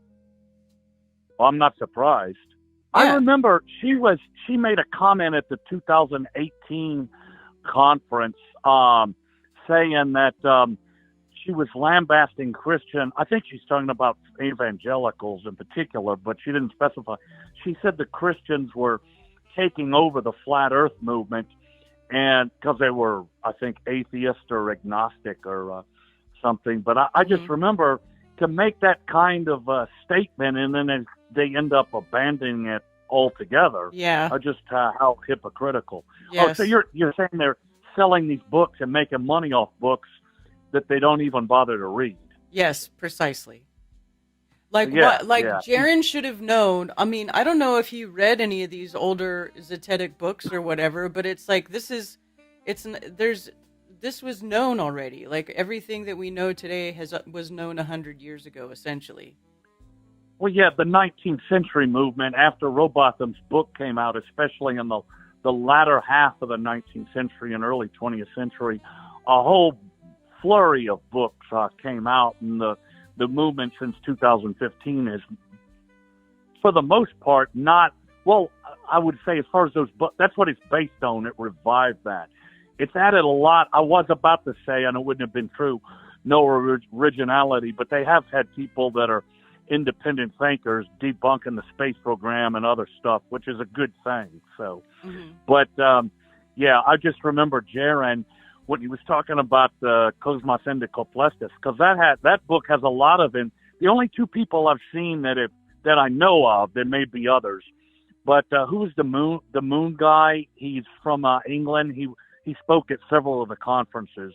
I got a brain freeze. I can't think of his name. Little guy. Dave Marsh. You're talking about Dave Marsh. That's him. And the other guy, it's this guy that's into, I don't want to say occultism. I like the guy, and I've met him once.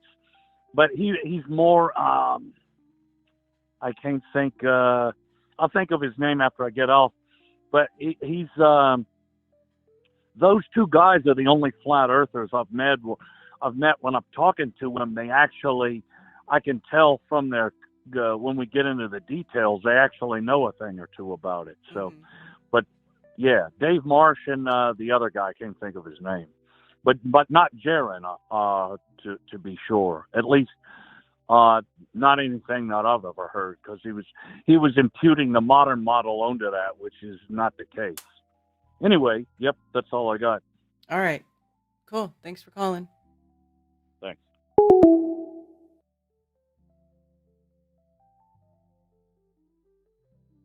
Hopefully the bickering will cease.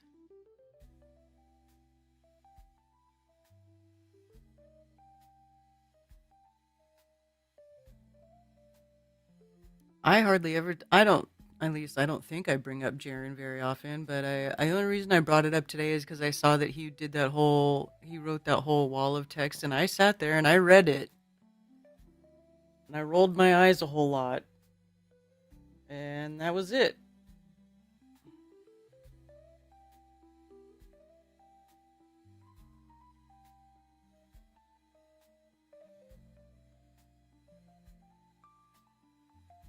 Truly believe we're in the little season. Israel wouldn't even exist if we were in the little season, though. You know what I noticed today too? My daughter is supposed to be a graduating class of 2030. I thought, wow, that's a great year to be graduating from college, my dear. Or not college, but high school.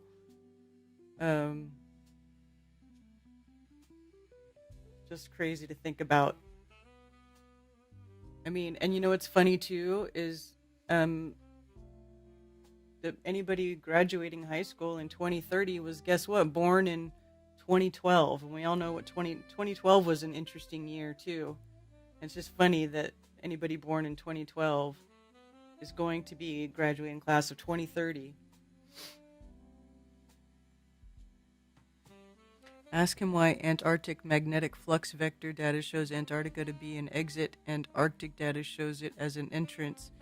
This would oppose the global rotation, which, although fluctuations in the dynamo process would be expected, the timeline of Earth's apparent rotation would have generally stabilized by now.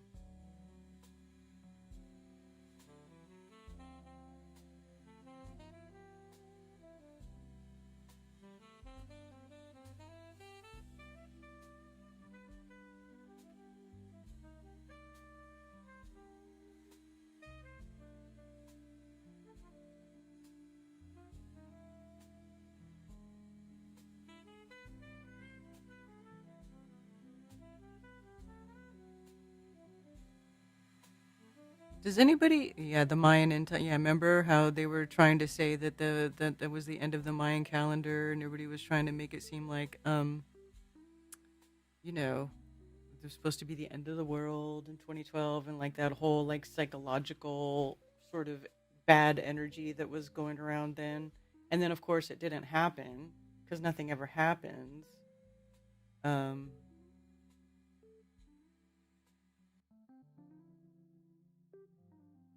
Yeah, does anybody have like the timeline of what is supposed to happen for Satan's little season? I think there's like certain criteria that's supposed to be met, and I think one of them is that the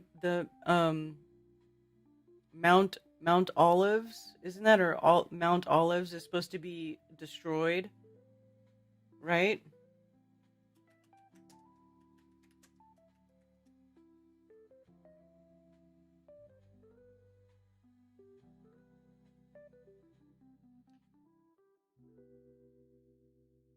Are we living in Satan's short time? That is mentioned in Revelation 20, verse 3.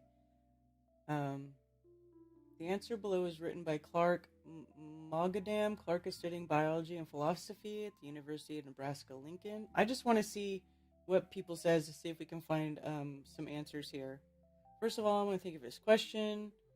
Eschatology, the study of end times or last things, and the book of Revelation are two subjects which admittedly are very enigmatic and mysterious at times. On top of that, we have over 2,000 years worth of theological musings, sermons, expositions, positions on these two topics. Blah, blah, blah. The position that you heard about, that most events in the book of Revelation, including the millennium, have been fulfilled throughout history, is known as preterism. Preterism can be subdivided into partial preterism and full preterism. The former asserts that some events and prophecies of Revelation have been fulfilled, and the latter asserts that virtually all the events in Revelation have been fulfilled. Usually Christians who hold some flavor of preterism think that the prominent historical event in which many or all prophecies of Revelation find their fulfillment in the destruction of the temple in AD 70. This, however, is not true of every preterist. On the other hand, postmillennialism is a school of thought revolving around Revelation 20, verse 1 through 6. It states that this 1,000-year period of time in which Satan is bound refers to a golden age of peace and prosperity that is brought about in the whole earth through the spreading of the gospel. This period of time does not, according to this position, necessarily refer to a literal 1,000 years. Rather, it is a spiritual reality in which Satan's power is severely limited by the work of Christ's church and the mission of the gospel on earth. The prefix post refers to the timing of the second coming of Christ. Different views have been established to determine the nature and timing of Christ's return to earth. Postmillennialism states that Christ will return sometime after this golden age or millennium. Lastly, premillennialism is a school of thought which maintains that this 1,000-year period will literally last for 1,000 years and will take place in the future someday after Christ returns. So the main difference between postmillennialism and premillennialism is that the former holds Christ will return after this 1,000-year period, hence the prefix post, whereas the latter holds Christ will return before this 1,000-year period, hence the prefix pre. It seems as though this person you ran across holds a more extreme preterist view of the book of Revelation. In my assessment, however, the view that we are in Satan's little season, or that the Olivet Discourse and the Millennium have already found their fulfillment in history, has some issues. One thing to take note of is the nature of Satan's little season as it is described in the text. It tells us that after Satan is released after this millennium, he will come out to deceive the nations that are at the four corners of the earth, Gog and Magog, to gather them for battle. Their number is like the sand of the sea. It is important to note that the events in Revelation 20 seem to unfold almost simultaneously, or as if it is one consistent event with parts connected to each other. Revelation 20, verse 5 tells us that the rest of the dead did not come to life until the 1,000 years were ended. This is the first resurrection. Taking these two events in tandem, we can see that this chapter doesn't describe a prolonged time where Satan rules on earth and takes his time to deceive nations and cause chaos. Instead, his release signifies the gathering of all his armies to wage war on the saints. After Satan gathers his armies, however, fire came down from heaven and consumed them, and the devil who deceived them was thrown into the lake of fire where the beast and false prophet were. So we see that when Satan is released for a short while, he will gather all of his armies of Gog and Magog and wage war against Christ's army. Christ, in a moment of decisive and overwhelming victory, will wipe out Satan and cast him and his army into a lake of fire. This marks the moment when God judges the living and the dead.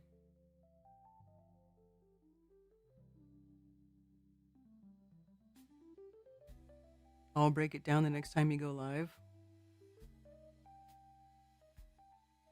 I was class of 2003, but I graduated the summer just after my junior year. It was a choice between second summer classes or a whole nother year. Yeah. It was a shift in time.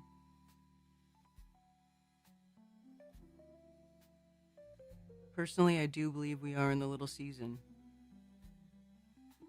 I mean, let's see what it says. Several issues arise as we consider the interpretation you presented, which is that millennium has passed and that we are in the time of Satan's release. For one thing, it is difficult for us to imagine how the dead have already resurrected when that is one of the most notable events marking the end of the millennium. Secondly, Satan's short release is characterized by his gathering of the world's armies to wage war against Christ and his people on earth. Ezekiel 38 through 39 tells us more about these nations who rule under the names Gog and Magog. These nations are described as enemies of Israel, seeking to wage war and exalt themselves over God. These nations rally together against Israel and are numerous, yet they are smitten by the Lord in a series of visible, powerful, and physical judgments. Revelation universalizes these two nations and describes them as coming from the four corners of the earth, a reiteration of the judgments. A reiteration of the Ezekiel prophecy that encompasses all of the earth as contrasted with a part of it. Given the descriptive language that both prophecies use to describe these worldly armies gathered by Satan, it would be difficult to assert that we are already in the period of time where Satan is released. Satan's release, contra the interpretation you heard, is not merely a time when Satan manipulates history and deceives the minds of people. Instead, it is an act done to gather up armies against Christ and his people in order to attack and declare literal victory. This, however, is already doomed to fail. As we read, Christ will destroy the armies of Satan and throw them into everlasting punishment. These do not sound like events that have unfolded already. The language used makes me skeptical that Satan's little season is a covert time of historical cover-up and deception.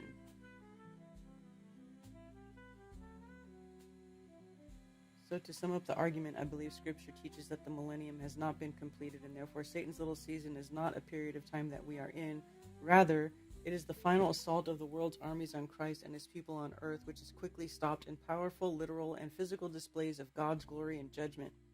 With regard to history, we can be assured that what we have and know is not false and corrupted in some way. We are able to look at Scripture and remain confident in the view that I laid out. When in doubt, we should always view Scripture in light of Scripture to answer our interpretive questions, blah, blah, blah, blah, blah, blah, blah. So this guy doesn't think we're in the Satan's little season.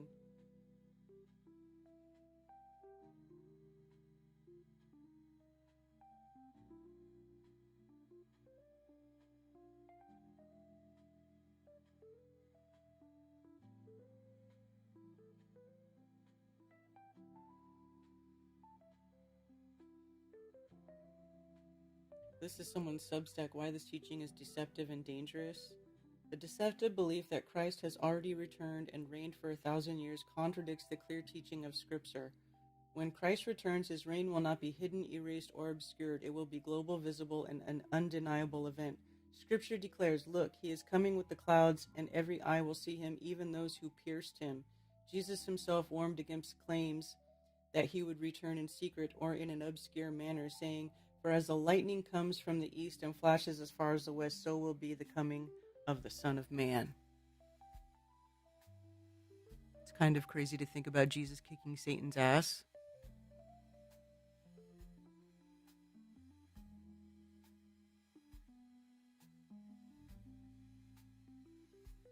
Could be what will happen in the sky, not on the earth.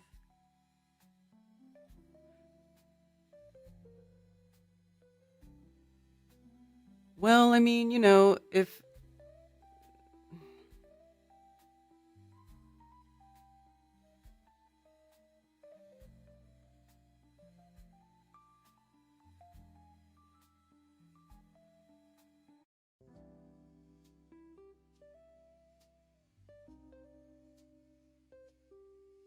the rider on a white horse.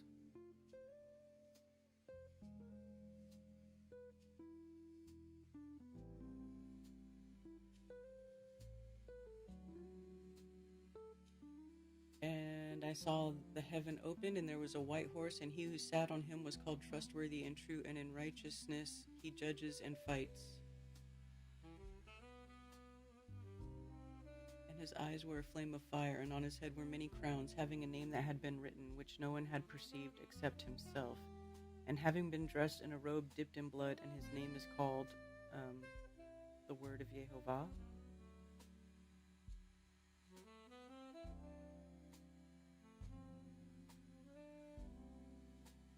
And his name is called the Word of God.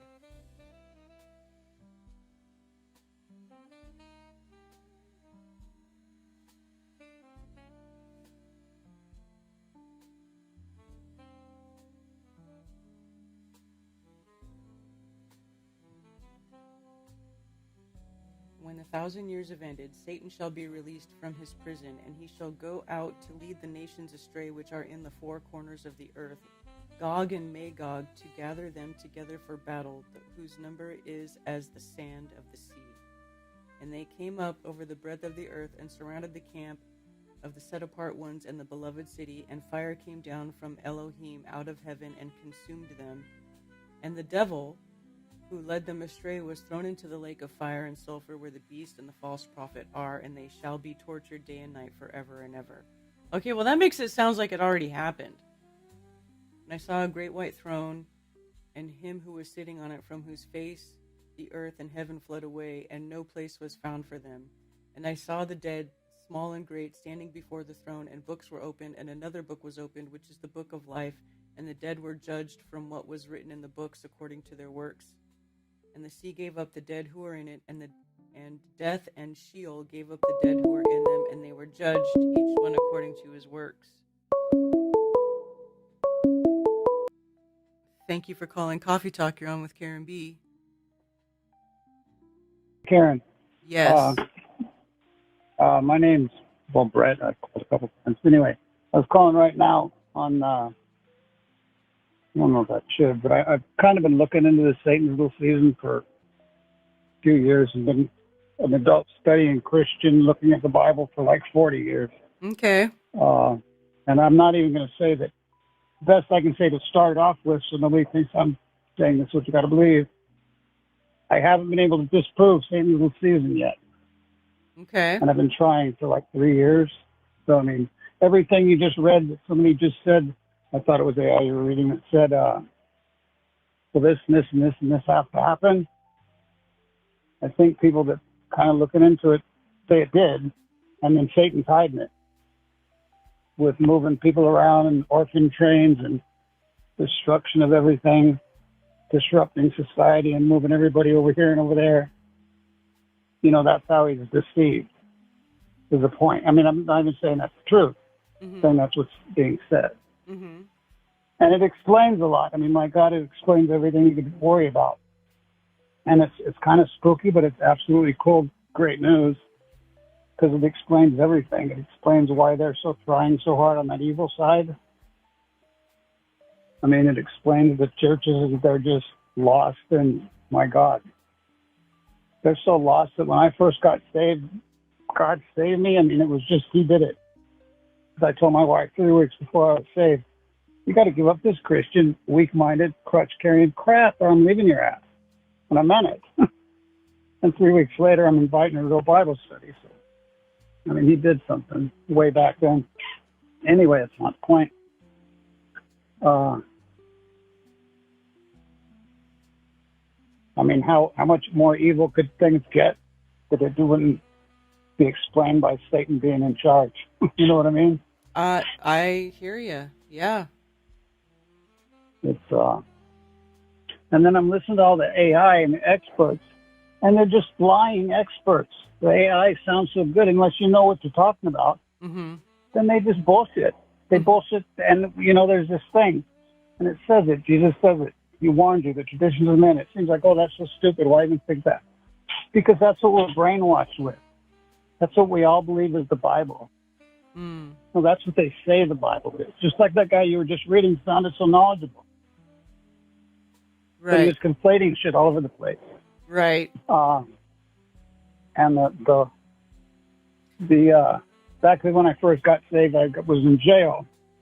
But I got saved, and then I went to jail because I thought I could drive drunk from the golf course 150 feet on the road to my house.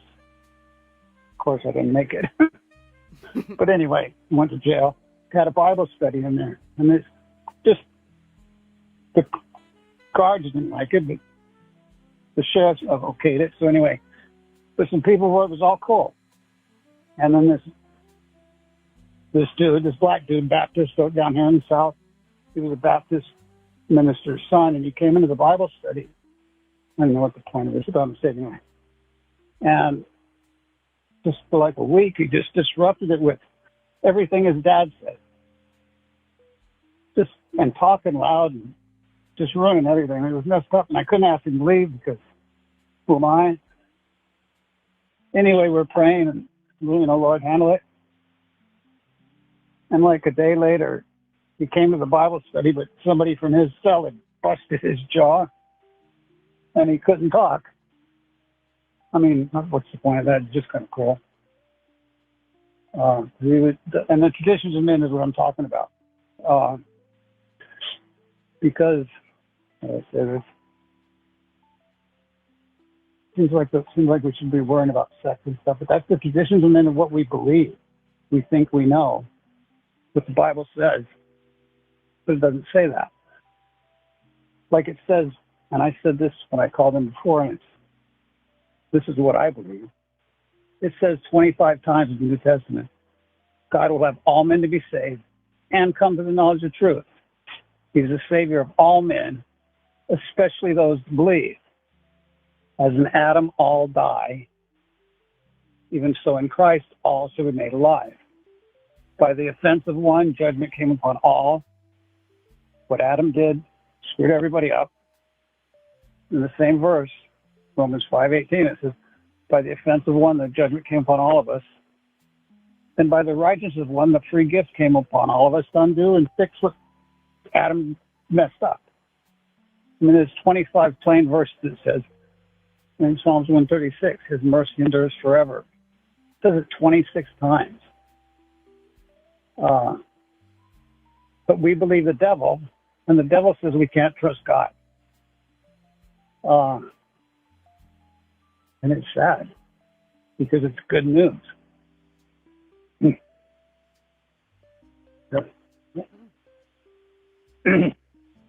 Okay. I don't even got to worry about my kids. They can't not go to heaven. You can't not go. You can't even argue with an atheist because he saves you too, buddy. You know what he does with the feeling? The only worry I've got is if I'm an Nephilim and don't know it. You know what I mean? Mm-hmm. That's the big fear now. But I don't think God would do that. Me and my wife went and redid the New Testament, the oldest one that exists. And my God, it's so much cooler. And what it did, it took some threats that God says in King James in the newer translation and turned them almost into signposts. And it's like he saves you and you catch yourself doing what he's written in your heart. And it's like encouragement as opposed to, oh, he's going to send you to hell and blah, blah, blah. There's a lot of threats that you're going to get your name taken out of the book of life and thrown in the lake of fire. But it says he's lost nothing but one. It's a threat. It's a lie. It's the wile of the devil. Twisted truth. Okay, sorry. But Satan's little season is, it took me 37 years to say that all stuff out loud because I was just, I don't want to be cast in the ocean. And it's against everybody. Yeah. My wife and I in the living room, 25 years ago, that if we're seeing this, we're saying everybody's wrong. And that's spooky. But it's what the Bible said. I got ran out of church when I first got saved. I went in there believing what they were preaching because I was a criminal. I mean, my dad was a world-famous pit bull dog breeder. But anyway, so I came in criminal and whatever. And I went into the church and I'm listening to him thinking, I screwed up. I gave all my authority to my wife. You choose a better person than me. It took me 40 years to realize, my God, I'm supposed to be the boss. That sucked a lot too. But anyway, that church, excellent people. But the message they preached made me leave thinking I was the Antichrist. Because boobs were attractive and women and my God, I mean, not that I went and did it, but if you thought it, you did it kind of thought. So I left thinking, I can't mess up their thing. I mean, the system is messed up. That this present darkness that guy wrote way back about the infiltration of the Christian churches with the evil, that might be true. Mm-hmm. I mean, let me say this last little thing. I was saved into it was like a prophesying church. And they did it, whatever. I went along with it because, they're the saved people. But anyway, I don't know. Maybe that's a good thing. I think the 5 Jesus got my mind and took my idea. But I forgot what I was going to say.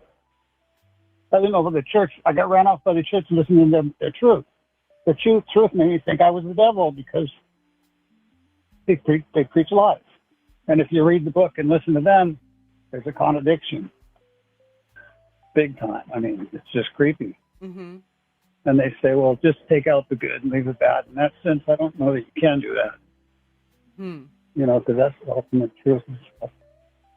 Anyway, there's a definition in the Bible that's too cool. It says you'll be persecuted for righteousness' sake. And if you look up the word righteousness in that usage in the Strong's Concordance, it says, for laying forth the truth as self-evident. That's pretty cool. Mm-hmm. Not for being a good person. And some too, I'll say this other thing to support the awe. And it's a vague way to do it. But in Enoch, the Bible says, the part that's quoted in Jude, says, the Lord's going to come with 10,000 of his saints or whatever, something like that. To execute judgment on for all the ungodly they've done. Okay? For all the ungodly they've all done. In Jude, it says, because it's Pope, kind of thinking, not really a Pope, maybe, I don't know. And I'm not against King James, that's what I read. It says,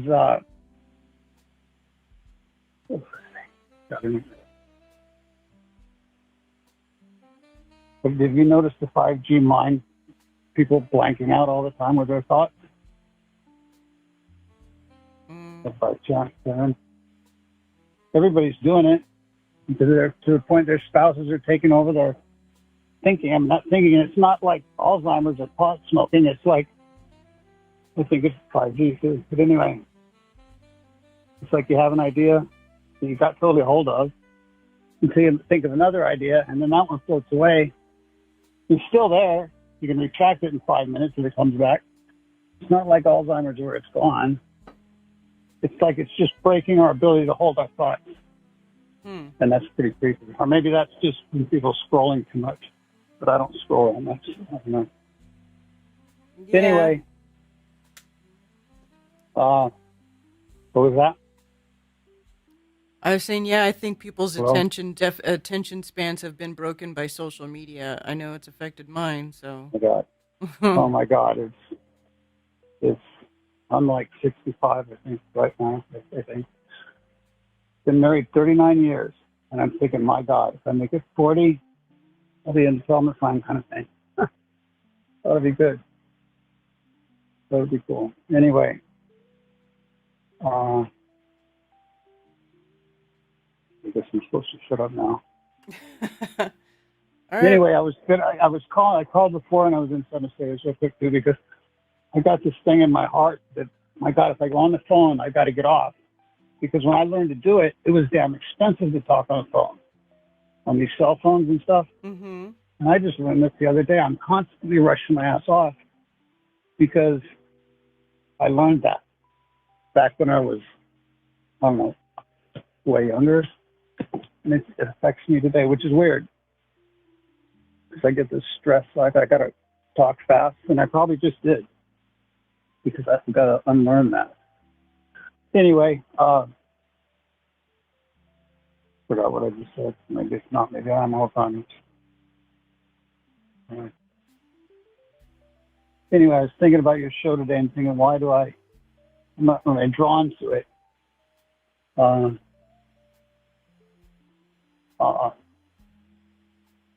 I guess it's obvious, and I thought of it earlier. So I go there, and at least it's just people as crazy as I am, thinking the same stuff.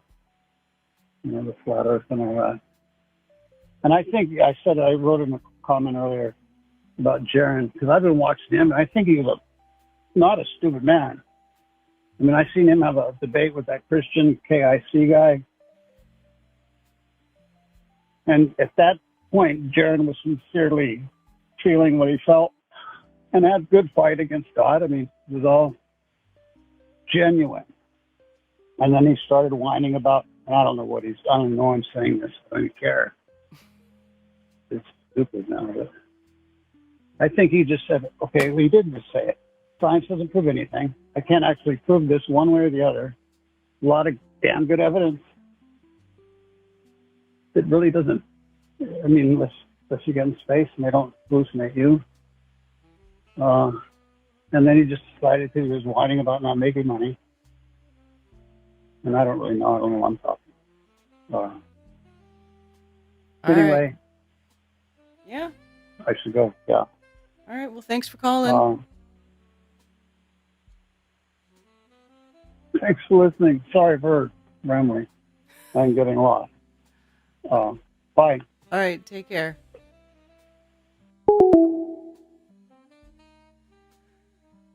What was I seeing over here in chat? Did Jesus himself ever say anything about fighting Satan? I don't know.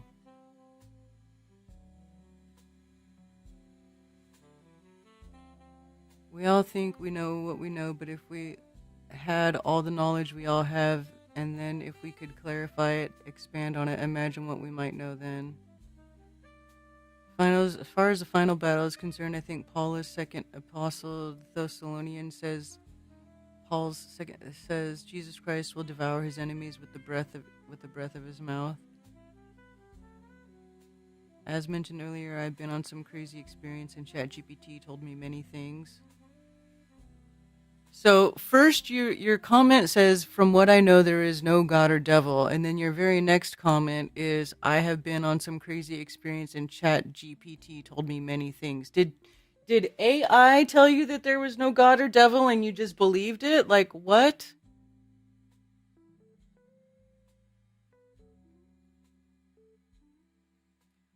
Getting my seeds ready for planting and spraying. So excited about pepper. Ooh. Not about a book, but more based on observations of everything.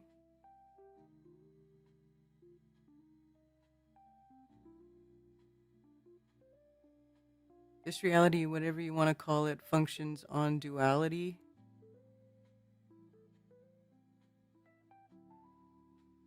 There is good and evil. What do you choose? Both are concepts. What do you mean, good and evil are a concept? Are you one of those weird people who doesn't think that there's any real are you into like relative moralism and all that kind of stupid shit too? There is no good or evil, only alignment to frequency and remembrance. Oh yeah, okay. You know what? Take that stupid shit somewhere else, dude. Come on, brother. There's no good and evil, only frequency and alignment. Get that new age bullshit out of here. There's good things and there's bad things. There's right and there's wrong. And there is a difference between good and bad. And some things are good and some things are bad. And get out of here with that relative fucking frequency, no good or no evil, retarded bullshit. Okay? That shit out of here.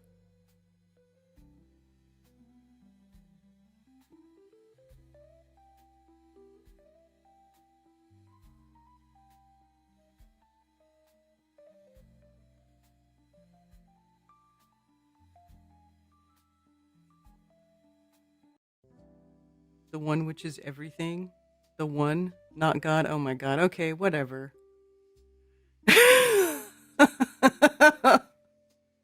I'll bring some to the meeting in October. Ooh, nice. Yeah, buddy. I want some peppers. Thank you for responding to this. I'm really, yeah. I don't want to provide. I don't care. I have zero interest. Zero interest. Thank you for calling Coffee Talk. You're on with Karen B. My last time calling in, I'm sorry. I apologize. I'll send you a book or something. I'll send you some kind of appropriate gift on behalf of the chat. But I just two things to say. First, I appreciate you telling off that person just now with all the relative, BS, as you put it. I kind of think of you and me the kind of same way that Russia relates to China. You may not be like a Christian officially, but on too many things, we're on the same wavelength that, we're on the same team. But anyway, the main reason I wanted to say, I called in to say, you're talking about all this stuff with the Bible and specifically, not only, but especially about prophecy. I just wanted to drop a Byzantine document that I'm aware of that I'm thinking most people in the chat or in the Western civilization, as far as that goes, and are not familiar with, and it has knowledge that in fact information that it's some kind of cool stuff that I'm trying to pass on. So anyway, it's a prophecy that's lengthy and detailed that explains about a section of the Apocalypse, of the book of Revelation, written by St. John. And it's a prophecy, not only this, but especially the dragon with 7 heads, which it says in the Revelation itself are 7 kings. And it goes into great detail. Basically, it reviews those as 7 monarchs who rule successively, which I won't go into detail, but at the end of time, the final 7 kings or 7 monarchs of the Gentiles at the end of when the time of the Gentiles comes to an end. Anyway, and it's got some other stuff, fascinating stuff, but it's all contained in a book entitled The Life of St. Andrew the Fool for Christ. And this is a Byzantine life. He was a Scythian. Fool for Christ is an extreme form of monasticism in which one pretends to be insane in order to get made fun of and be homeless and live a life of more suffering in order to be closer to God. And he was a Scythian of his, I guess, ethnic descent in Constantinople in the early 6th century and late 5th century. But anyway, his life was translated into English, and it includes this prophecy and its own line.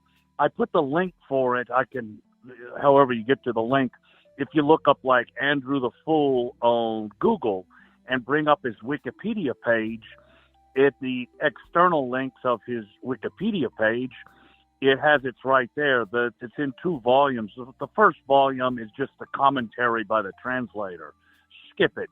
Go right to the second volume, which is the English translation. I believe the translator's name is Leonard Ryden, this Swedish guy who translated it back in the 70s. But anyway, it's online, and I posted it under because Russo, who's one of the Mark Sargent's moderators for Strange World, he had asked about it, and anyway, I put it in your Telegram chat, the link to St. Andrew's life, and it's under the religious spirituality section, and it's like the last thing or the second to last thing, and I posted it up in chat also. Or you can go to Wikipedia page for Andrew the Fool, and it'll be right there in external links. The second volume of his life is his life in English translation.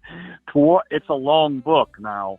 Towards the end of it, not right at the end, but towards the end, and I think it's got the Greek original on every left-hand page and the English translation on every right-hand page, and it's 20 pages, but the 10 pages of it are in English. So towards the end of that book, it'll have it marked a 10-page section about a prophecy regarding the end of the world, and it goes into these emperors, and it has amazing detail about Gog and Magog escaping and wandering over the earth, and places to go. I think it's been a long time since I read it, but I don't want to ruin it for you, but it's all in there and amazing. He's more detailed. He's not talking like, through an obscure lens. He goes right into it. This emperor is going to be from Ethiopia, reign for 12 years. This one's going to restore the empire, and this one's going to be evil. All details, all manner of stuff. The last one's going to be this woman from Pontus and all this stuff. But I just wanted to drop that on you. The life of St. Andrew, the Fool for Christ. But, it's got some interesting knowledge in there. That's all I got. Cool. All right. Thanks, Dennis. All right. We'll see you. All right. Yeah, that must be a long book because I clicked on the link and it's still loading. Still loading. That's got to be a big book.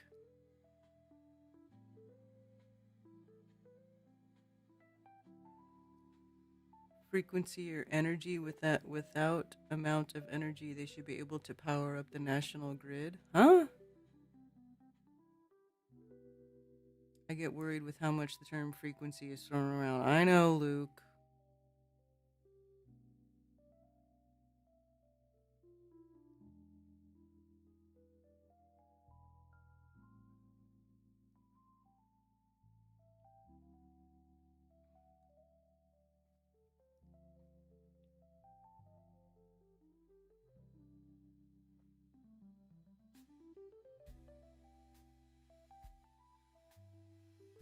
Wow, still loading. Amazing, amazing. That's going to be a huge book.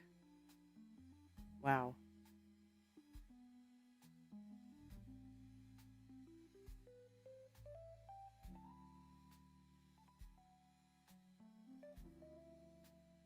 Hilarious. Accurate. This is accurate. Hey, MFT. Yeah, so anyway, Satan's Little Season, it's interesting. I guess we can't how would we know for sure? How does one find out for sure about Satan's Little Season? How does one find out for sure?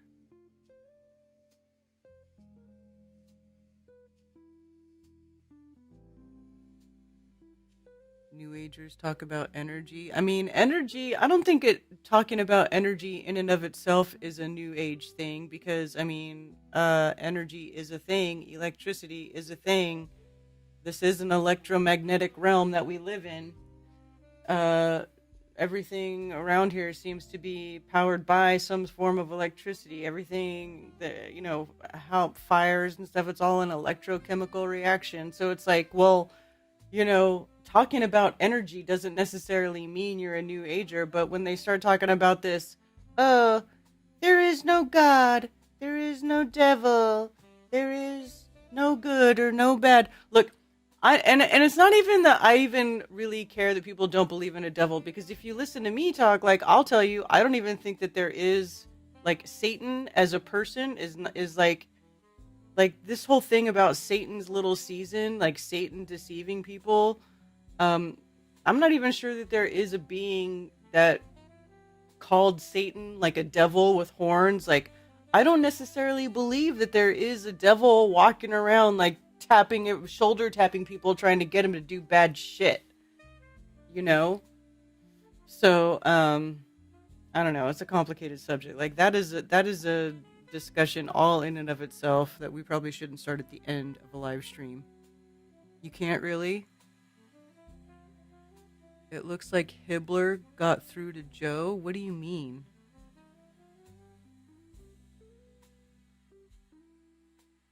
About what?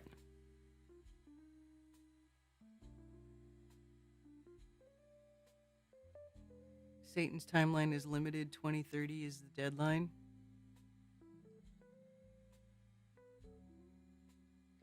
Why I didn't discover this on Wikipedia. So, yeah, you're aligned with me personally. You say there is no good and there is no evil. So if somebody walks up to you and punches you in the dick for no reason and then takes your money, are they good or evil? Is that a good act or is that a bad act, or is it neither? Is it just a frequency that person is feeling, and so they decided to come and punch you in the dick, and it's not good or bad?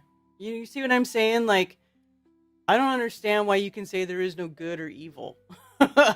So, like, let's say, I don't know if you're a family person or if you have children or anything, but, like, say you have a child, and here comes Jeffrey Epstein, and he comes and he takes your child and he rapes and murders your child. Is Jeffrey Epstein a good person or evil, or no? Is just neither? Is he neutral? Is he still a neutral guy who just has some weird frequency? Like, I don't understand this thought process at all. Like, you can't sit here and tell me that there is no good and there is no evil. Good is function, evil is dysfunction. There is a way to function properly in life, and there is a dysfunctional way to be.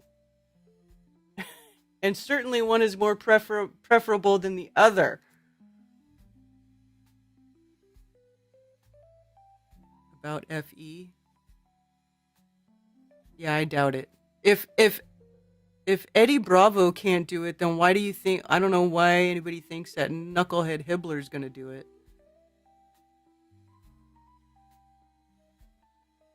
Punch was caused by frequency.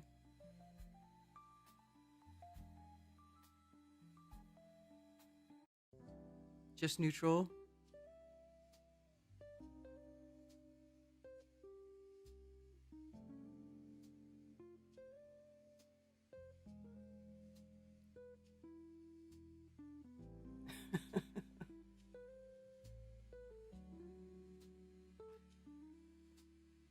Anyway, yeah, I don't know. Okay, well, it's after 2 o'clock. It's almost 2:30.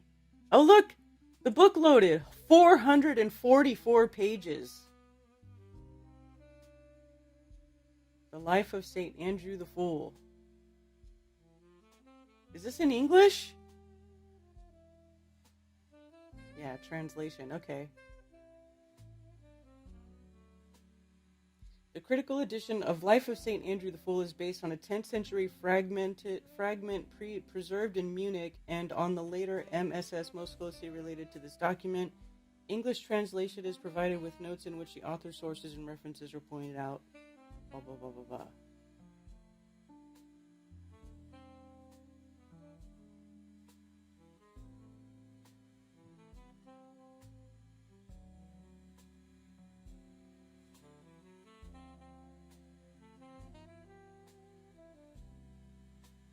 Oh my god, what is this?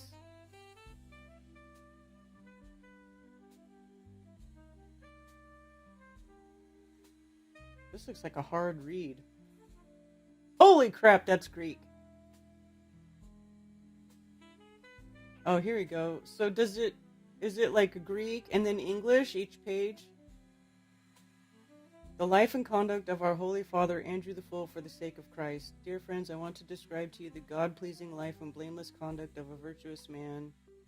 Please listen to the story of his life with great attention, for this substance is honey-sweet, dripping fragrance and wonderful pleasure.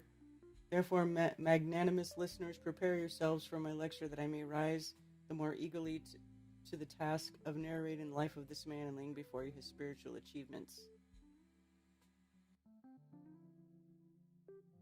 Okay, so it's like Greek and then English. That's why. So half of it's in Greek and half's going to be in English. We all need you to read this book to us. Oh my God. Did you hear the interview? No, because I can't stand either one of those people. And I don't want to listen. So I did not listen. Skip to volume 2.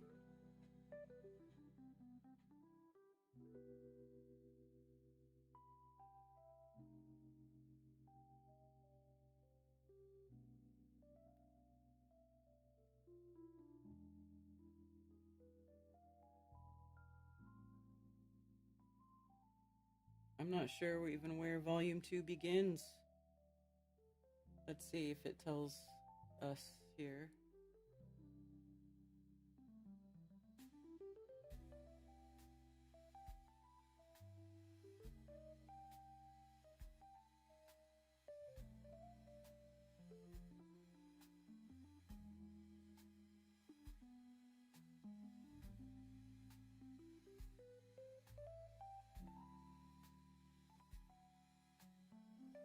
Yeah, I have no idea where volume 2 begins. The 10th page prophecy was translated and published in 1974 in an annual volume of Dumbarton Center for Byzantine Studies. Oh.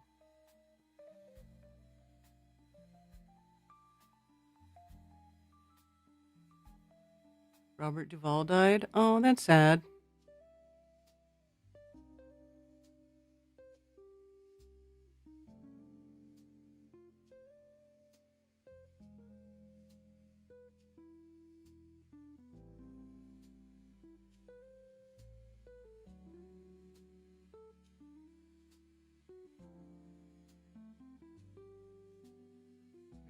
Vedic texts.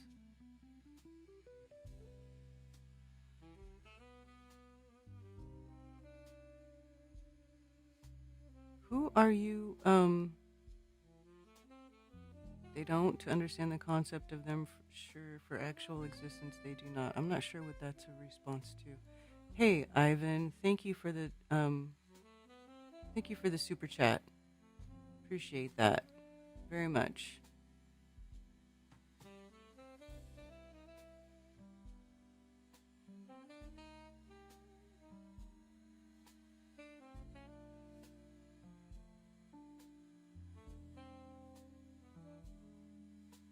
I don't know. Has anybody else heard the interview? The alleged. What do you mean?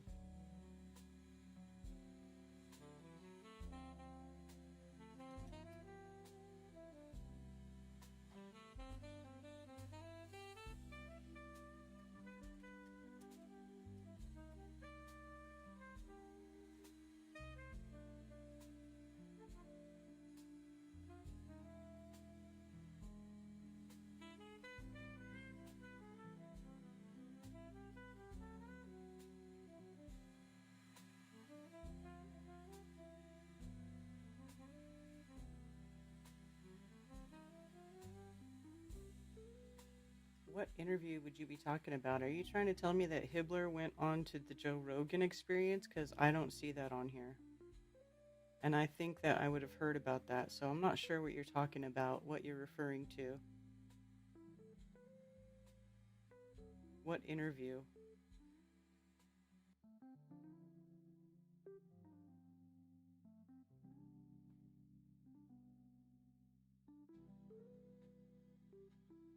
What you're scrolling through is volume 2. Ah, okay. There you go. The whole thing is volume 2. And so, yeah, half Greek, half English. So interesting. I'll have to download this because I don't want to have to reload that page again. Saint Andrew the Fool.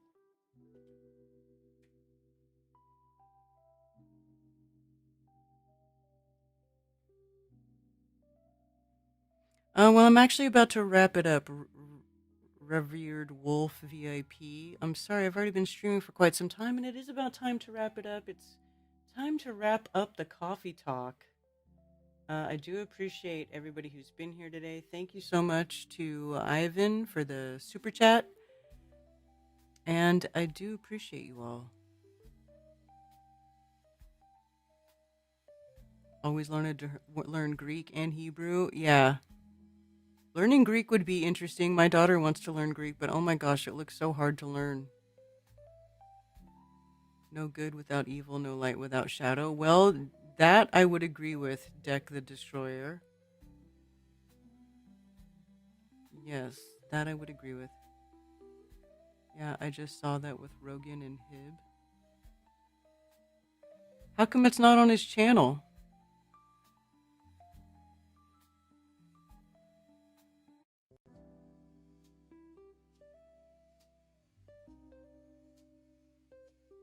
And is he on because of that stupid Climate Trails documentary? Which Climate Trails, what a dumb fucking name for a documentary of that subject matter, if you ask me. Anyway, I know, I like to talk a lot of shit. That's okay. I'm okay with that. Sometimes I do. Tony was here earlier. He said he's in vacation mode, so he's not chatting or calling in. He's taking it easy. So shout out to Tony Coriolis. You have a good vacation, my friend. Happy vacation! All right. Yeah, that name sucks. It does suck, right? It's like the worst name ever. Okay. Thank you guys for being here. I'm going to shut her down. I'm going to continue on with my day, and I hope you guys have a very good rest of your week. Take it easy. Stay flat. Peace. Oh, and I'm going to play Fathead's little promo for his Jam in the Plane thing. All right, here we go.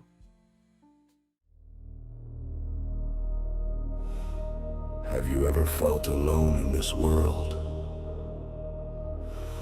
Like everyone else is walking a path you were never meant to follow? Have you ever been let down by family and friends just because you don't fit their version of acceptable? Ever felt that you carry an inner fire when the world keeps trying to smother?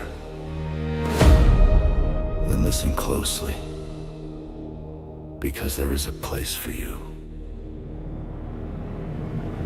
Once a year, hidden in the Colorado mountains, something awakens. A gathering that hums with life, a pulse felt by those who've never truly belonged anywhere else. Music slips through the night air, laughter rolls across the open fields, and a massive bonfire casts its glow on the faces of old and new misfits from across the realm. This isn't just an event, it's a refuge in the night, a rebirth in the mountains, where lost souls find a light, a laid-back escape where the good ones meet.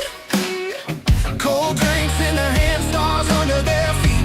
The music rises, the laughter grows, and the fire sparks stories nobody else knows.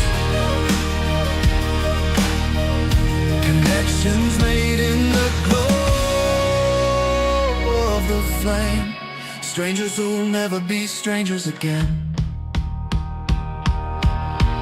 It's where the outcasts become a tribe,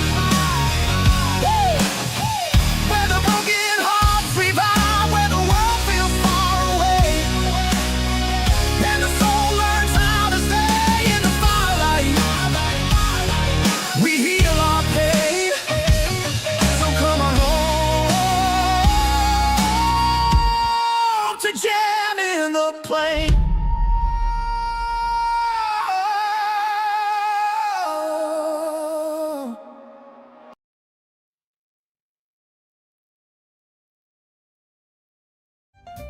You can send physical mail to P.O. Box 10, Earl, North Carolina 28038. You can also follow me on Ko-Fi.com, and if you enjoy my shows and want to send me a tip, anything and everything is greatly appreciated, and thank you.